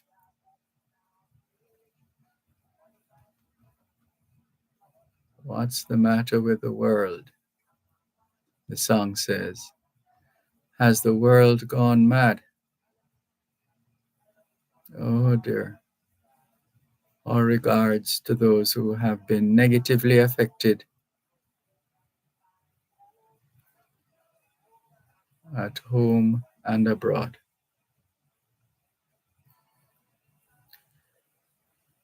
Let's continue with more on your program, both sides of the story, Poro 106 FM. Still streaming live on the Gleaners website, go-jamaica.com. And we're still taking your calls on 876-922-4112-5, 876-922-4112-5. The text line is the same as the WhatsApp number, 876-365-3346, 876-365-3346. Let's continue our scan of the news stories here on both sides of the story, Paro 106 FM. And so we started sharing the story of North Korea as well. Record rainfall has left thousands of people stranded by floods prompting leader Kim Jong-un to declare an emergency. Also, economic cooperation, Italy's Prime Minister Giorgia Meloni has vowed to relaunch relations with China as she began her first visit to Beijing since taking office. And the last of the stories we'll share with you for now is entitled Life on Earth. Evidence of nutrients discovered deep within rocks in Gabon suggests complex life began 1.5 billion years earlier than thought, scientists have said. So I guess we'll have to dig deeper.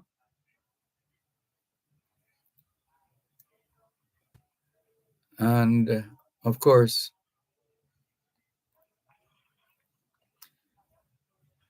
Olympics, ahead of Olympics, some Parisians were grumbling. Security issues and overcrowding were among the chief concerns. But a vibrant opening ceremony and an early flurry of French medals have lifted the mood. That's another of the stories trending.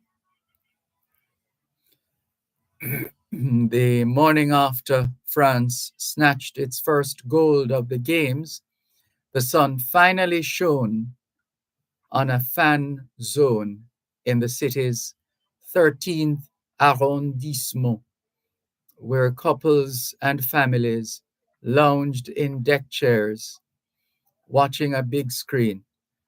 A man named Max was jubilant after the French victory in the men's rugby sevens. I was very proud, he said, but I was always excited about the Olympics, even if some people are not. Another rugby fan named Vincent admitted, I was not very optimistic about the Olympics. I was a little bit grumpy, but now I find the ambience very cool. Also from Paris, the appearance of American seven-time medalist Simone Biles in the artistic gymnastics that drew a celebrity gathering.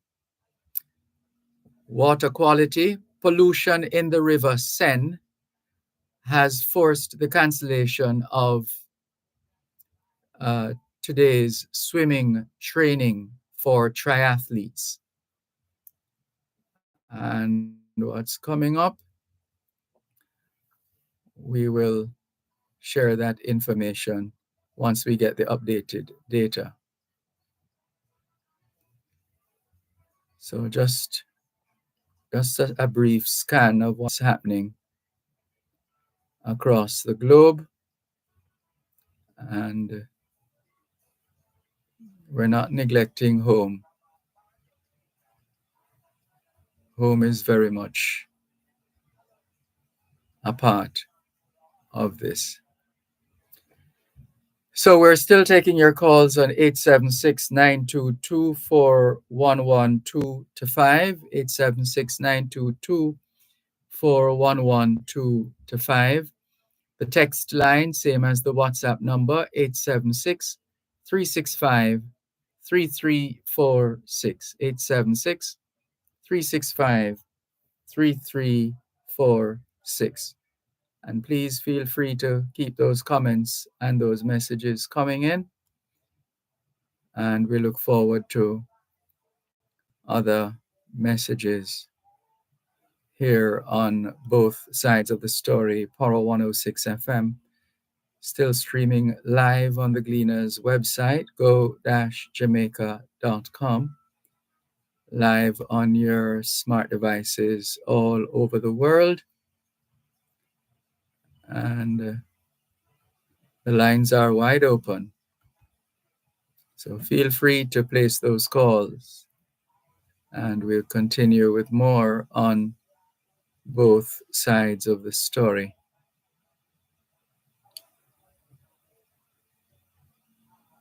And the Olympics continue to pique the interest of so many of us at home and abroad. And we look forward to the upcoming events and the implications for Jamaica and our athletes and officials. We trust all is going well with them and the preparations are continuing, because we're the same ones who are going to be celebrating them, same ones who are going to be chastising as well. But that's the story of life. Story of life. We are all diamonds in the rough. So then, let's go now to another piece of Jamaican history. On this day, 1950, work started on the erection of a 180-foot tall transmitter at Tinson Pen in Western Kingston under the supervision of engineer A.H. Dickinson. This was to provide or to improve the reception in Kingston and on the Ligony Plains of St. Andrew to the new commercial station, Radio Jamaica. That was 1950. And we're going to take another break right here on both sides of the story, Power 106 FM. Taking your calls on 876-922-4112-5. Text line, same as the WhatsApp number, 876-365-3346. 876-365-3346. Thank you very much for checking in with us here on both sides of the story, Power 106 FM. At Wellington Dental, they offer cleaning, filling, whitening, and other services for the entire family. The time by Wellington Dental is 4 o'clock.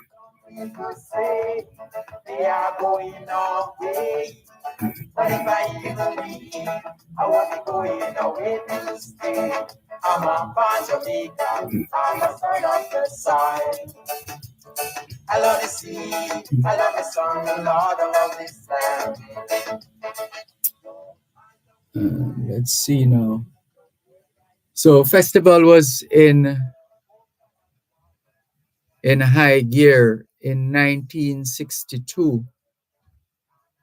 The first of a series of roadside concerts which had been arranged to showcase Jamaica's best talents all over Jamaica, took place in Trenchtown Park in West Kingston. Artists included Charles Hyatt, the Frats Quintet, the Eddie Thomas and Ivy Baxter Dance Troupe, pianist Mapletoft Poole and his orchestra, and comedian Count Prince Miller, the West Kingston Pocomania Group, Kingston Kumina Dancers, with Ranny Williams as MC. And also 1965, Edward Seaga, Minister of Development and Welfare, the minister responsible for the annual festival, rejected an award made to him for a literary work adjudged a tie for first place in the national competition. The award was for a poem, River Maid, submitted by Seaga under a pseudonym according to the rules of the competition. On learning of the award, Siaga asks that it be withdrawn from the competition as he had not intended to compete for a place, but to see whether the poem, which was written in 1955, was of any merit. As a result of Siaga's withdrawal, the prize is awarded to Mervyn Morris for his, something is missing here, for his, is it alter ego? Something is missing, alter ego.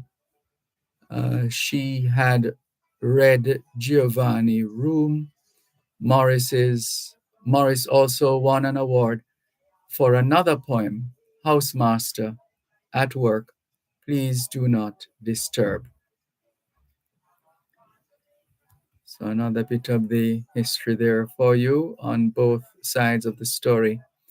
Paro 106 FM, and still taking your calls on 876-922-4112 to 5, 876-922-4112 to 5. And the text line, same as the WhatsApp number, 876-365-3346. And let's see. We have some more here for you on both sides of the story. Paro 106 FM. And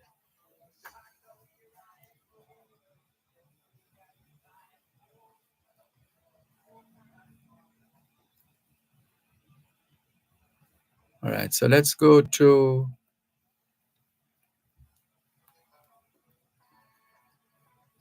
(2018). Risky nips and tucks. Jamaicans taking chances with their lives for butts, better bodies, forest fires back. Some of the headlines that were in the Gleaner. SMA chairman rejects claims that he was trying to get Warren onto employment shortlist through backdoor.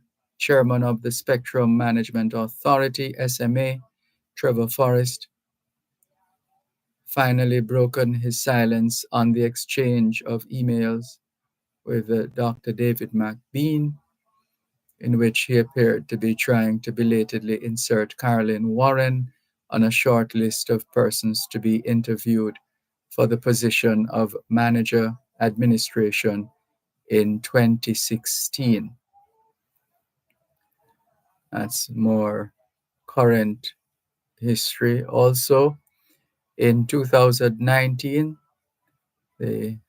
some of the stories making the news: PNP delegates war, NEC members clash over list for September election.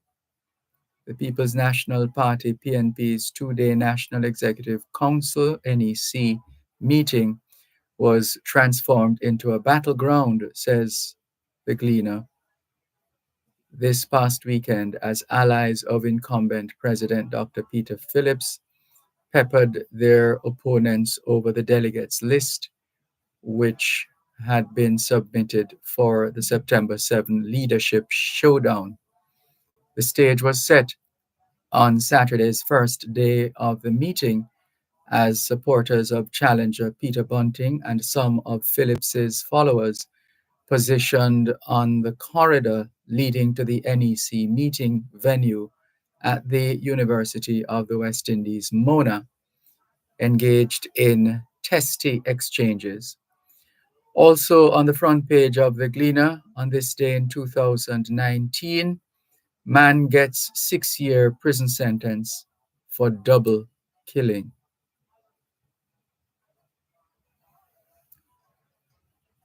And 2020. The stories trended around this time, back in 2020.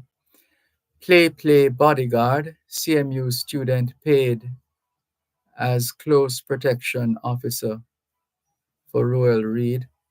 A Marine student from the Caribbean Maritime University, CMU, was among those assigned to provide close protection services for then Education Minister Royal Reed, even though the student had no special training in security.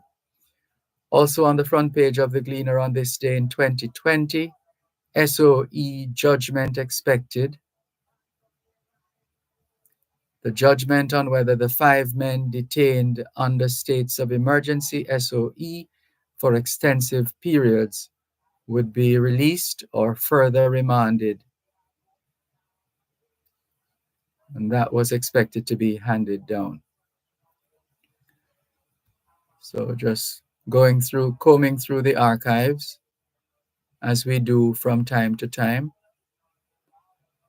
in no general order, but just so to remind us of some of these occurrences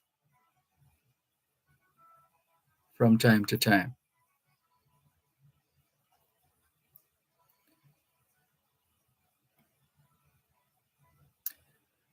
So let's continue with more on your program, Both Sides of the Story. Power 106 FM, still streaming live on the Gleaner's website, go-jamaica.com. Live on your smart devices all over the world. And still taking your calls on 876-922-4112 to 5, 876-922-4112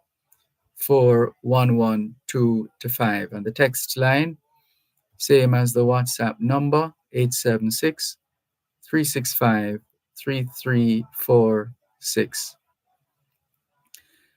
And for those who used to go sporting in Jamaica, there's a story here. 1959, a new and ultra-modern posh cinema, the Regal in Crossroads, St. Andrew, was declared officially open by Gustus or G.C. Gunter, a young man. W.A. Armstrong of St. Andrew also won a prize from the management for choosing the name Regal for the cinema. The first movie shown was the Rodgers and Hammerstein musical, South Pacific. Oscar Hammerstein owned a winter cottage in Montego Bay. Another piece of the history there. The first of a series of roadside concerts, which had been arranged to showcase Jamaica's best talents all over Jamaica, took place in Trenchtown Park in West Kingston. Artists included Charles Hyatt, the Frats Quintet, the Eddie Thomas and Ivy Baxter Dance Troupe, pianist Mapletoft Poole, and that name should ring a bell because that's one of the pioneers in Jamaica in music. And so it was Mapletoft Poole and his orchestra, singer and comedian Count Prince Miller. These were stars in their own rights, musicians who went ahead of us.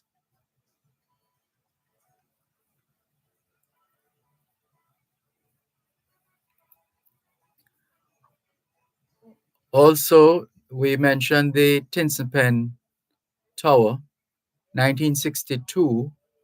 The then KSAC councillor Jay Gordon gave notice of a motion seeking to have the name of Tinson Pen changed to Tinson Town in keeping with the developing status of the community.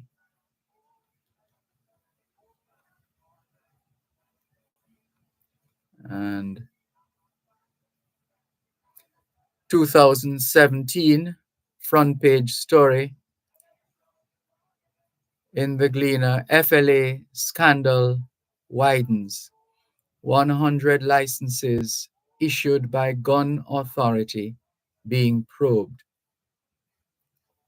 That was 2017 here in Jamaica. So it's what we do every now and then, go through the archives, share a story or two, and seeking to remind ourselves and others of where we're coming from and where we are in relation to the history of Jamaica.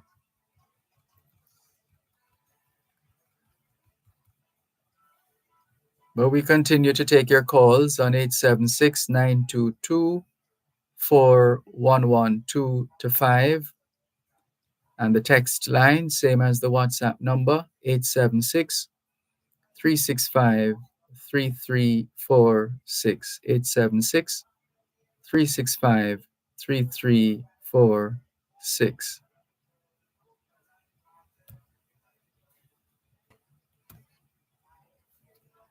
As we continue with more here on your program, both sides of the story, Power 106 FM. The lines are open to you. Feel free to give us a call and share with us what's on your mind. 876-922-4112-5. 876-922-4112-5. And the text line, as we've said, 876-365-3346. 876-365-3346. As we keep it going here on both sides of the story, Power 106 FM. And looking forward to more of your messages and your calls. After all, it is your program, both sides of the story, Power 106 FM. And we continue to stream live on the Gleaners website, go-jamaica.com. And let's go down the line here and see what we find. Alfred, we need to take a break. Let's take the break and come back. You're listening to Power 106 FM. The time is now 4:15. When you call me cool, shall I make the price right? Just give me, anytime of the day. Night as well, just give me. Everybody can tell this good great smell. Just give me. No matter how quality, you know we excel. When it's all E-N-D-E-L. Give me, Another quality product from the Carimed Group. just give me Kendall. Big money bingo! It's here again when the RG Arlena Netballers present Big Money Bingo with Vincent Casanova. Win big cash prizes of $100,000 from our sponsors: Carrot Choice Pharmacy, Bright Diamond Funeral Services and Supplies, Affirm Ambulance Service, Globe Scope Travel Vacations, and 876 Nurses. Prizes and surprises from Carl's Manufacturing in your bakery, the Educational Network. Get your tickets now at RG Arlena 32 Lyndhurst Road and the Gleaner Company for only $1,500. Only $1,500. Big Money Bingo! Friday, August 2, 2024 at 7 North Street. You hear? August 2, 7 North Street, starting at 7 p.m. with DJ Sega. Enough vibes, prizes, and surprises at Big Money Bingo!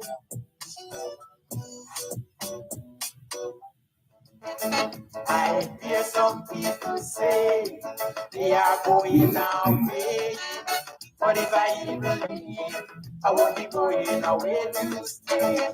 I'm a born Jamaican, I'm a son of the soil. I love the sea, I love the sun, Lord, I love this land. No matter where I go, Jamaica is my home. I love the girls, coconut water, and white rum.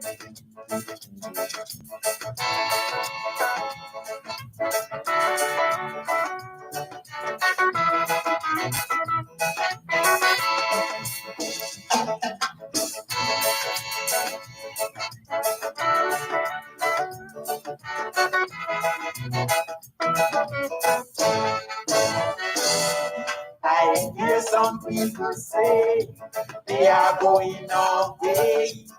But if I even leave, I won't be going away to stay. I'm a born Jamaican, I'm a son of the soil. I love the sea, I love the sun, Lord, I love this land. No matter where I go, Jamaica is my home. I love the girls, coconut water, and white rum. I'm a born Jamaican, I'm a son of the soil. I love the sea, I love the sun, Lord, I love. Thanks a lot for staying with us here on your program, Both Sides of the Story, Poro 106 FM, still streaming live on the Gleaners website, go-jamaica.com. Hello to Miss Hermin, otherwise known as Miss June, in Oslo, Norway. Thank you very much for joining us. She says, good evening, nice to see you. I am watching you live and direct on YouTube, she says. Thank you very much, Miss June, all the way in Oslo, Norway. Thank you very much for checking in. Clarky Bless in Hunstown, St. Mary says, good evening, Mr. Malcolm. Happy Monday to you and your listeners. I'm so happy we got back electricity. Thanks to the JPS team. Clarky Bless, Hunstown, St. Mary. Thank you very much for the follow-up message. Clarky Bless in Hunstown, St. Mary. And here is Horace, otherwise known as Spider. And he says, Mr. Malcolm, a biker lost his life over the weekend because of a pothole. He swung out of the pothole and ran onto a vehicle. So sad. Mr. Malcolm, that's what I told you about some time ago. It's still at 3 miles. And Russell Road potholes are still there. A section of Hagley Park Road at 3 miles. The sidewalk is covered with old building materials that cause pedestrians to walk in the road. Remember, I told you that this country is on autopilot. And the picture that he has taken and shared with us says that is the rubbish on Hagley Park Road. We'll have to forward this message to one of the local government authorities. In this case, it would be the municipal corporation of the KSAMC. Over to KSAMC. Thank you very much for staying with us here on your program, Both Sides of the Story, Poro 106 FM. Still streaming live on the Gleaners website, go-jamaica.com. Taking your calls on 876-922-4112-5. Hello, good afternoon. Thanks for calling. Hello? Hello, Dervan. Good afternoon. This is Miss Shirley. Long time I don't hear my voice. Good afternoon, Miss Shirley. Good to hear your voice again. How are you? Remember me, Dervan? No. One time I met you out by the Waterford fire station. Yes, man, we spoke. Yes. Mhm. Dervan, what I called to say, we need a hospital now in Portmore now, you know. Hello? I'm sure I've heard others saying the same thing, so I'm not surprised that you. Dervan, the Mhm. amount of mangoes we see in Portmore here. So I want to know how Portmore going to be parish with so much mangoes. Oh, I didn't know the situation was that bad. Yes, I have a step to go up on my house stuff and then take it my career scores. Oh. The mangoes them. They run up there and come down. Hello? Might have to find a mongoose catcher. Yes, yes, servant. They run up here and then come down as them like. And every minute you see them go, so them come so. Mhm. Yes, and if you don't have mesh at your door at your grill, they come in your house. So how do they impact your property? What are some of the things that they do? Pardon? What do they do? The mangoes, Yes. food them looking. Okay. What do Food they them looking when them eat and chew anything out there, them run, them come look food. what do they normally eat? Do you know? So I don't know. I thought it was country alone mangoes is there, but I didn't know that there's not enough in Portmore here. I wonder who carry one from leg over here. Mhm. Dervan. Well, everybody needs to survive, including the animals. Oh God. Mhm. Dervan, I listen to you every day. I don't call, you know. I appreciate your listenership. Yes, Thank you. I still listen to you. I'm not so well these days, you know, but Oh no, I'm sorry to hear that. yes, but I listen to you. But sometimes the station, I don't know if it's the system or what, but sometimes you can hardly hear it, you know. Yes, the management and the engineers are aware. I'm sure they're still working on it. Hopefully, It's very low, very sooner low. than Sometimes I later. have to switch. Mhm. Sometimes because I can't hear you at all. Uh-oh. But it's not too bad today, Mhm. That's you know. encouraging news. Anyway, Dervan, I just hear you up, you know. Thank you. I You appreciate can your take good call. care. We talk again. Looking forward to that. All right, bye. Take care. This is your program, Both Sides of the Story, Paro 106 FM. Still taking your calls on 876 922 4112 to 5, 876 922 4112 to 5. Text line, same as the WhatsApp number, 876 365 3346. 876 365 3346. So let's continue. Keep those calls coming in and those messages.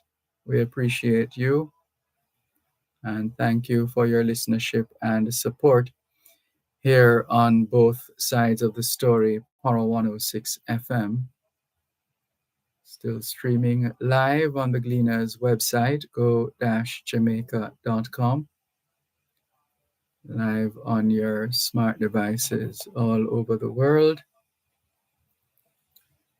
And let's go back to the phone lines, 876 922 4112 to 5. Good afternoon. Thanks for calling. Good afternoon to all the listeners. Good afternoon, Miss Mervis. How are you? Beryl. Mhm. The freedom turned on. Oh, you're Yes, just coming tell out the since phone. Beryl? Eh? You're just coming back out since Beryl? No, man, it's just that the power was off and all them things there, you know. And we had some, to do with really, limbs, a few limbs came down and stuff, Mhm. you know. Thank God me all house safe. Mhm. And that lady that spoke just a while ago, yes, the reception from from your station has been very, very poor. Mm-hmm. Every time I turn on myself, I wonder if it's fish in a frying or a dumpling. A pure frying me again, you know? Mm-hmm. But I try every day and then when I realize I'm not getting enough, I can't hear enough, I just have to switch to somewhere else. Uh-oh. You always come on, come on to this power station there. I have some days when I just listen out some things, you know? Mm-hmm. But I not miss both sides. Because it's full of information. Mm-hmm. And I love information. Yes. Where said what you say when you start the program again? Knowledge is Knowledge is power. Class right. is in session. Yes, knowledge is for a long, long time. I love knowledge. Anyway, knowledge I go after it. One pastor did say one time, get what you can and can what you get. Mm-hmm. I love that statement. Get what you can and can what you get. Even if it look like it now when you used to you right now. Preserve it, you might need it down the road. Mm-hmm. Yes, man, I have some Thanksgiving to give to God still don't burial. I see some place look you remember Katrina? Yes. Down in South Carolina and them place there? Uh-huh. I said look to me, you know. The South Coast there. And I remember seeing a hurricane and see so much damage, you know. Mm-hmm. Now one area with the house them you just see poured and all them things that just I know it get a whopping but what the one before this was Sandy, you know? Sandy came straight across to Portland, St. Mary and St. Thomas. As far as New York. Yeah, I mean Jamaica. Mm-hmm. It came across St. Andrew and didn't even do not to St. Andrew. It's like it come to St. Mary, Portland and St. Thomas. Mm-hmm. This hurricane, them hurricane to me coming like them blow one certain kind of way in a certain place at certain time. I don't know about the South Coast really get it this time badly. Well, me give God thanks, you know, me thank him for. What's that? The hurricane didn't come in the night. Mm-hmm. And I heard one lady say she moved from her house, there must be 3 houses to move to get shelter. Yes. The next one to move to the top floor half, and the next one to move to the top floor half. You know? Mm-hmm. So, looking at what happened if it was in the night, maybe we would have. And the fact is that we didn't have a worry for death, you know? Mm-hmm. And we have no death. We have that to give thanks to as well, among other things. One moment, Miss Mervis. One moment, please. You're listening to Pearl 106 FM. The time is now 4:30. both sides of a story. Confidence in those who serve, especially in the public sector, is vital to Jamaica's progress towards Vision 2030 and beyond. Many people have quietly and diligently given sterling service over the years to the benefit of many Jamaicans at home and across the world. Power 106 FM, in playing its part in showcasing those individuals who've served in building our nation and to create greater public understanding and appreciation of their sacrifice, presents the feature Service Stalwarts. Listen to Service Stalwarts every Wednesday at 4 p.m. during both sides of the story with Dervan Malcolm right here on Power 106 FM. Both sides of a story.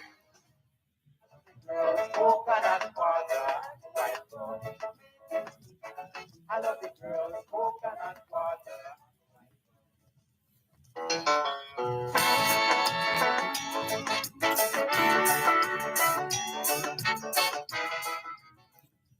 Thanks a lot for staying with us here on your program, Both Sides of the Story, Power 106 FM. Thanks for holding, Mr. Mervis. Go ahead, please. Yes, man. So, you safe though? Yes, thank God. And Yes. everybody else at the party? As far as I'm aware, yes. Okay, thank God. Mm-hmm. Yes, man. I've studied the hurricane them very carefully. It's like and another piece to give thanks that it didn't destroy the whole nation, you know. Mm-hmm. There are some areas that didn't get that badly damaged, you know. Mm-hmm. My breadfruit trees them still have one breadfruit, you know, and so on. So in fact the breadfruit tree them very tall and what it tall and the light post, you know. Some of them bear up in at the top because every time you cut them, there's a property behind where the sun come up, Mm-hmm. and that person no cut the tree around it, so every time you cut them, they just gone up back again. When me notice the breadfruit tree, them bow like them, I give thanks to something, I don't know, but now that the breadfruit them falling off, me see like them going up back straight. So, yes, I go down the market Friday and I see a whole lot of food down there still, and things, so thank God that some areas are not that badly damaged. Although the food price is going to soar, I know. Yes, man, so I remember you were the last person I think I talked to before that hurricane came, Tuesday evening. When I said to you that God said we are ungrateful, we don't know to give thanks.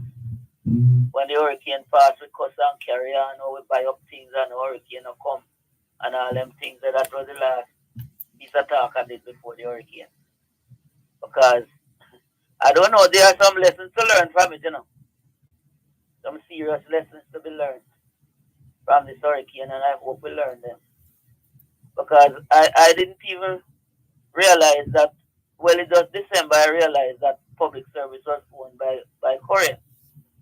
It's a past student came to visit me who used to be a supervisor for years. And he said he was no longer a supervisor. Two of them I know who were supervising. And he said the company was giving them a wider area to supervise with no extra money. But somebody was a long time one seems to have resigned, left the company. So I am not surprised at what I am seeing now. Uh-huh. So I heard Mr. Vaz speaking out strongly about the Jamaican people need. I thank God my light came back 7 days after. And thank God for my neighbor who put up my meat them in deep freeze for me, I know I would have managed with that. But when I look around, thank God the light come back. But you know what is happening there, man? What's that? The lights are being connected through three branches. In my street here, up to this morning, the light go off about 3 times. The moment look a breeze blow at the rain drizzle, the light, you see the light go off, or the garden turn orange. You know what I mean? Mm-hmm. So to me, public service is poorly organized and poorly. Me don't know this as no public service as a lady coming from way down the road and seeing public service. It's the worst that I have seen it. Because number one, I think the linesmen, the men who clearing the place should be here before the men who are paid to connect. Apparently they came to connect and the ones who were supposed to clear away the limbs and stuff didn't do their job. Maybe JPS gonna have enough of them. And as far as me that these new managers are new owners. So the JPS have been being thrown from hand to hand all about over a period of time. What is being thrown from hand to hand? Now the JPS come. When the guy said to me in December gone said Korea own JPS co. Mr. Korea, what Korea doing a JPS co all the way over here, so? And then when the minister spoke recently in South Korea and Japan, he said, really? How come we allowed the JPS co to be owned by people that distant away? Eh? No, some foolishness going on in this place that the minister alone can't deal with. The Jamaican people going to have to get up and smell the coffee and realize that we need to manage our resources. But what about those who argue that the JPS lacks the capacity and therefore they have to seek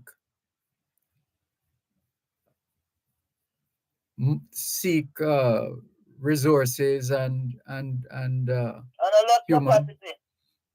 Dervan, listen to me out here because them trees are upon the limb, upon the public service line long time. We've been suffering in here for a long time. People who call this ministry talk about it all down the parish and all about them not clear the line them.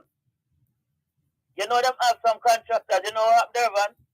When the contractor come in and just chop if a limb drop on the thing, he just take off the limb and cut the one over it and fix the light and gone, That's what has been happening. In my street here, a lot of people get knocked out, balls knock out this, knock out that in here. And it's not here alone. Everybody just want to collect as much money as they want off of my head. Me not care about that. And I have me a 78-year-old I come from way down the road. It used to happen in the East Rural, same way. From my gate, go around one place named Pleasant Hill. A pair of trees hanging over the public service line. And it's the same thing used to happen. Then just come and just move the piece of lima or something near the line where it breaks. Fix it and go on about them business because what? When it go off again, then get another job. The contractor, when these companies, Lime, Cable and Wireless, and JPS go have them trained permanent staff, these things never happen, Dervan. It never happened like this, you know. No. Because I remember the times at certain times you see men coming around and clearing the lines. You hardly see that anymore. And the people who have trees too, but must be made to make sure them keep them away from the power line. Some of us who live in some of the lots empty in here, but most of us who live in here over the years, we think them off of the power line. The most of the things happening are people who have to buy them lot, go on a fire and live somewhere now and leave the lot them like woodland. You see it? People must take responsibility, man, for trees. Work near the line and make sure you keep them low. You know what I mean? It can't be just the JPS call alone or the minister.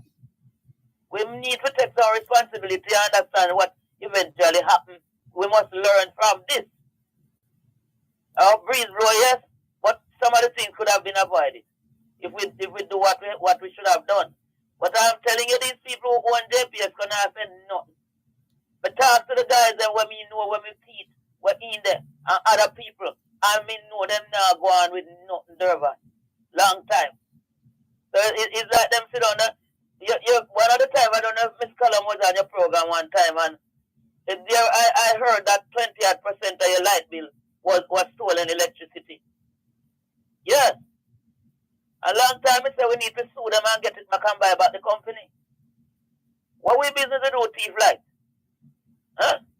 20% of your light bill has stolen electricity. All them done of wickedness. A long time foolishness are going on JPS command. So me want to, what did say the people then, what did this lady, can't remember what she name. Before did me hear about this Korea and this and this Japan. Japan has so much car and something in this place there. Them have to do better with this man. We can't live with this. A slackness. They not seem to want to employ enough people. Because them need to put on new people one time a year so them take on all insurance money to buy your light bill. Yeah. You remember one time I called you and tell us there's something wrong with the JPS billing system? Long down the road. And I say, look on your bill and you see energy first, so much. And when you go down bottom, you see energy next, and the same energy first where you pay for top, down the bottom. Yeah. Energy first, that amount per kilowatt. Energy next, that per kilowatt, you go down the same 100 will appear up at top and appear back down at the bottom. And then you have IPP, something independent who so I wonder if JPS gonna sit down and do find the other alternative energy source. I know people is supposed to do it and not sell it to JPS for Dervan. When somebody do it and sell it to JPS, can JPS go sell it back to us? What happened? Eh? JPS go sit down and do that and put it on to them system long time. No man. I tell you, we wake up and smell the coffee. Too much. The other message of the Almighty gave me put in a newspaper in 2004, Jamaica nation raped. And it means economically raped. And I remember one young man come on and I listen to something at night time on cable. But one of Jamaican young man with a breadfruit chips thing, you see? And him talk and him say, oh the hurricane, I listen good. I never hear him say government do anything for him with that chip thing when him come up with, you know. Young people, you know. Because I not hear him say nothing. Maybe it happen, I don't know, I listen good. To hear if him get all of the blind where the foreigner get to come in here. When them get a kind of income tax relief and all kind of this and that. The foreigner them get for coming here. What if I think going to change there? The Jamaican entrepreneur, they get anything like that. And some of them only coming here in here come buy and sell. Come sell, and when them done sell, them carry out the dollars in a US. And the dollar can never be revalued. And I'm not going to stop to talk 2010 for your program. Got to tell them stop, buy and sell the money. Because I don't understand how the Bank of Jamaica mean to talk about the highest bidder get dollar. You cannot bid for the dollar to determine determine the cost of the dollar. And let me tell the Jamaican people the truth. You see where the England pound is? 203. Half of the England pound with dollar come from. And half of the US dollar. 1969 when we left college the same year when it changed. 120 US for Jamaican dollar. Nobody never want US dollar. The young people don't know that. They need to be told. One man tell me saying think it changed when independence come. He said no. 69 it changed. 120 Jamaican US Jamaican dollar down there. How come with dollar fall to this level till it must be 0.00 something? Now no value. You can't sit down here with this. On your program, another program, build the nation from inside. I am not seeing that. Where are the factories? Why are we not encouraging people to make factories? My generation, I'm saying all kind of things, bring all kind of things from England. You see all tin of old tomato, plum tomato. You know what I mean? Eh? Why the factory them there for do agro processing and all them things? Eh? Cart and boot and pull up the place and all them thing there. You know, nobody now come in and come produce nothing there, man. Until from production go on in there, nothing not change about you. Could it be their farther ahead than you thought, or either farther ahead or way behind? Oh, which one? The captains of industry. No man, the government attitude to entrepreneurs in Jamaica long time. No good. Long time. No good. Because you see all in a port, I mean I understand. You see one set of tiny coming and in 5 years you see one different set in the same store, you know Dervan. Them use yourself a pass to go to United States. Everybody is supposed to know that. One different set coming in. In a 5 years you see one different set in the same store. Port Mara was built by St. Mary entrepreneurs, built shopping centers all and a sudden you can't even. So, we just sit down here like we're impotent. And what is it we're leaving for our children? You know, turn them in a slave everywhere you turn. Me not say good enough for sell for other country, you know. But good God, you can't hardly find anything made in Jamaica. Eh? And then everybody on the street are sell the same thing, them, you know. When you know, put me on some big old long trailer, bugudum, a part of big Hold a moment, please. We're going to have to wrap it shortly. One moment. What is it? Hold on, please. You're listening to Power 106 FM. The time is now 4:45. Big money bingo! It's here again when the RG Arena Netballers present Big Money Bingo with Winston Casanova. Win big cash prizes of $100,000 from our sponsors. Carrot Choice Pharmacy, Bright Diamond Funeral Services and Supplies, Affirm Ambulance Service, Globe Scope Travel Vacations, and 876 Nurses. Prizes and surprises from Cows Manufacturing, Yummy Bakery, the Educational Network. Get your tickets now at RGR Gleaner 32 Lyndhurst Road and the Gleaner Company for only $1,500. Only $1,500. Big Money Bingo! Friday, August 2, 2024 at 7 North Street. You hear? August 2, 7 North Street starting at 7 p.m. with DJ Xavier. Enough vibes, prizes, and surprises at Big Money Bingo!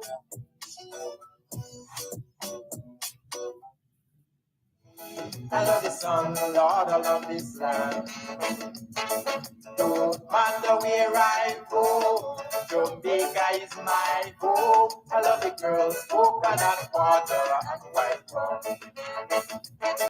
I hear some people say they are going away, but if I even leave, I won't be going away to stay.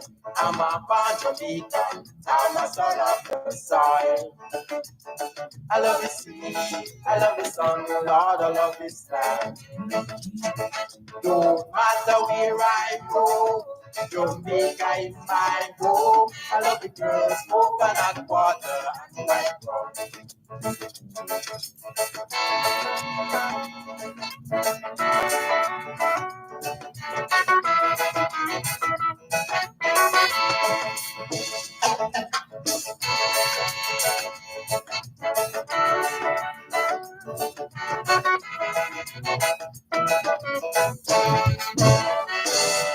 I hear some people say they are going away. One of our listeners who has been listening, Inga Gibson, says, "Lady is hilarious, LOL, smiles," in reference to Miss Mervis. So take it with a smile, Miss Mervis.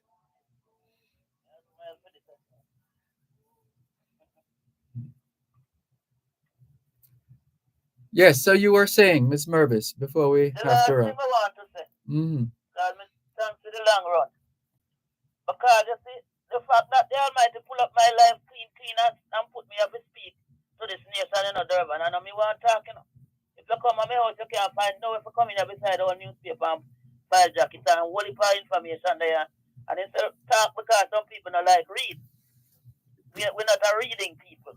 So talk. So the two guys said to me, say, them leave the public service recently after being there for years as supervisor. Why? Because the company is giving them wider area to supervise with no extra money. So I experienced long time man them left the company in the Durban and we can't smile. No, I can't smile because a lot of the things that me I see like other people not see. If I reveal them to me and I show them to me and I bring people to me and tell me them. The guy them did a years now and I teach some of them now grade 4 common entrance class. A big man them now. Have grand picnic. And them left the company recently because them are give them wider area to supervise and not giving them no extra money so the experience if them got them come out. Eh? No man, nobody we can't accept this foolishness, Dervan. Eh? No man. It look like I don't know that God make me a sit sometimes I say to him, but then I tell him look like you need to put one new chip in my head, you know. Yeah. The people don't understand all when me listen to land solution to the Dervan. And when me hear some of the things where Miss Findlay saying, we say, good God Almighty, the school system should have all them something that teach people long before they reach up the road. You know what I mean? Mm-hmm. That land thing causing a whole heap of violence and a whole heap of something, you know. And all them something where you have a joint tenancy. One of the somebody dead. And government want whatever, everybody wants something off of your land and you want buy it, have to work hard to build where you build. Eh? This money dead, the land not belong to the next person. What you transferring to who? It's a whole heap of rubbish in this place to clean up, you know. Huh? The people don't know the difference between we are not taught, they're not taught, Dervan, they're not taught. The Constitution is not taught to them. This land thing is not taught to them. Every time I hear it, I listen to land solution because I have to listen. It make me sick because I know the people that call me around here. Sometimes I have to direct them to some place, give them some advice. It's a download from up them, I'm not a lawyer. But there's far too much that our people don't know. The education system sick. Very sick. It's not preparing the people to live. No man, so whole heap of things want to change about it. All the Constitution, God Almighty said, him said them politicians better get up and take 6 months and make this Constitution and not provoke him, you know. Because we tell them that instead of that this rubbish. And set up the Constitution in a different stages, like you're going to talk about land matter, you're going to talk about security, and set it up in a situation where people can contribute. What them going on with this total rubbish? That now done for the next 6 years. And we get independent, well, we are over this thing for Dervan. The Almighty is pretty upset about it, you know. If I'm going to use whatever means this force upon him to bring this ungrateful stiff-necked, disobedient nation to its needs and teach it what is true independence. Them politicians have dragged them foot pan too much rubbish in the place, man. I know me angry. If you hear me come on the radio, me angry, not me angry. I can't control me emotion. Sometimes I do everything for calm down. And by the time I hit the airway or something else, not me doing it. Why you sing a song, Eternal Father, bless land and all them? Something there. And when you done bless the land, you make people just come in and come creep out the blessing and go on with it. Yeah? I'm upset. Some of them are not even God-fearing people neither. See how some exercise book out of Dervan, one young man writes something now, when you look at the exercise book, appear ugly looking, you don't know what kind of something. We used to have an exercise book with Dr. Bird and with different things on the front of the exercise book. When you look at the ugly something, hideous looking something, then what them have on the exercise book them. Not made in Jamaica, and then not me say them put blessing. I don't know we're God-fearing people. Now my puppy shout out with God as well. No. These are one lady in the store one day, she said her son type, the little picnic that she said at the slavery store, it sound too bruised, so him not like it. Eh? So I pressure the picnic there with that, wait till they get later, them come out of slavery and tell them about the great black people and all them sitting there. African. And he said we must stop talking about black people and call ourselves African and no white people, no them. European and Caucasian. And we name African. No black people. It's a whole heap of things to change their mental, emancipate yourself from mental slavery. The people's mind it needs to be unshackled. I met the Minister of Education, I go speak to one day because Portuguese, you know. Me in the history of 1965, I know the whole thing I went wrong with the maths and English and every God Almighty thing there. Down the road and come up with some rubbish all from foreign, me dash them away, you know. And me and the education officer then used to rub it too. Because me not use them strategy where them bring come give me. So then they go to university there and all them do is change the name of the something, you know. Educational psychology is the different learning style of each student. Then change it into behavior management. Same book. Eh? Same book. Dervan, me can't laugh on you. Me not really have time for laugh. This thing is far too much. Me I tell God too much pressure on you. So, I need to do something. Me want at 30 days me I walk with that pressure. And I watch this nation I go down the hill. But the nation have everything to be what it's supposed to be. And it's some of them politicians in the start repenting of God knows. Me don't know when we start, do you know? But they tell Miss Williams say God to fire when they say tenants in a pile in the dance and fire down must steal and sing a cool breeze, Miss Williams ask me what the miss must. But tell her I'm a good people one of them. Yes? These politicians sit down there and accept so much rubbish in this place, man. Them not try to help the Jamaican people and chop on you and say, go up. Everybody come in, get blind, get this, get that, just to come to a sell. I'm sorry about that, you know. I'm sorry, me make like, what you name there? Bogle and, what you call the other one? Sam Sharp. Me never tell one principal at one college when foolishness are going on, them are train me and I do foolishness and me a vice president. And me say certain things, this principal came me down and the one black go show me sitting back. Me look on her and me say, look here, if there was no Bogle and no Sam Sharp and no, me name them out, would be not slave. Every generation of here somebody like me there. There's nothing I got change. We don't want no violence and we don't want no idiot business because there are some people, I just start to say something, they not nothing, you know. They want to go burn down and tear down. I hope God make sure they lock them foot and their hand and everything. Because them not put down nothing here. We whole people need to get up and we build nation. And then bright enough we can tell you you're old somebody and you give young people pass old people for dead. Make young people live all them face in this out here. And now we struggle and build nation and build school and build what? And before them come add to it, them a tear it down. And at the time we get up as educated people from university and where? God says something, I tell you what I'm saying. And get up as adult and educated people and take charge of this nation and so good lumb around the place and tear down the nation so. Gone, yeah? All right, Miss Mervis, thanks for the call. The circumstances notwithstanding, we appreciate your call. Thank you. All right, my dear. Thanks for your patience. Okay, take care.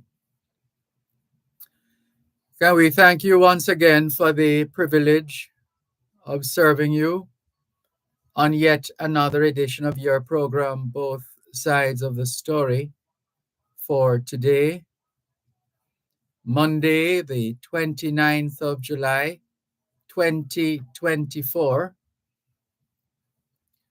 All things being well, Both Sides of the Story returns tomorrow afternoon, 2 to 5. In the meantime, thanks to our team, our technical team, technical and production team, Adrian Reed, and before that, Chandel Forbes. Who else are we forgetting? Thank you all very much for your behind the scenes work here on Both Sides of the Story, Power 106 FM. And we're still seeing messages. Missy Vadney, good afternoon to you. Thank you very much for checking in. James in East London. G Wiz, Charlie, and Horace, otherwise known as Spider. And Inga has an appreciation for Miss Mervis as well, and she responds accordingly. For right now, though, as we wrap, we thank, as we said, those behind the scenes, and we say a big thank you to our listeners and our viewers all over the world for making it Both Sides of the Story. All things being well, as we said, Both Sides of the Story returns tomorrow afternoon, 2 to 5. Till then, enjoy the rest of your afternoon into evening, into night. Bye-bye.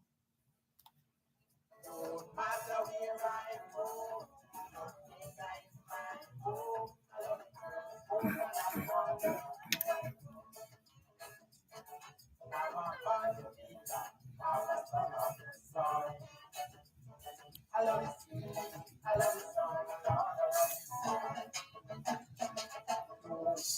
where I go, Jamaica is my home. I love the girls, coconut water. I love the girls, coconut water. You're listening to Power 106 FM. The time is now 5 o'clock. news, comprehensive, powerful, and credible. Power 106 FM now presents a simulcast of Radio Jamaica's news at 5.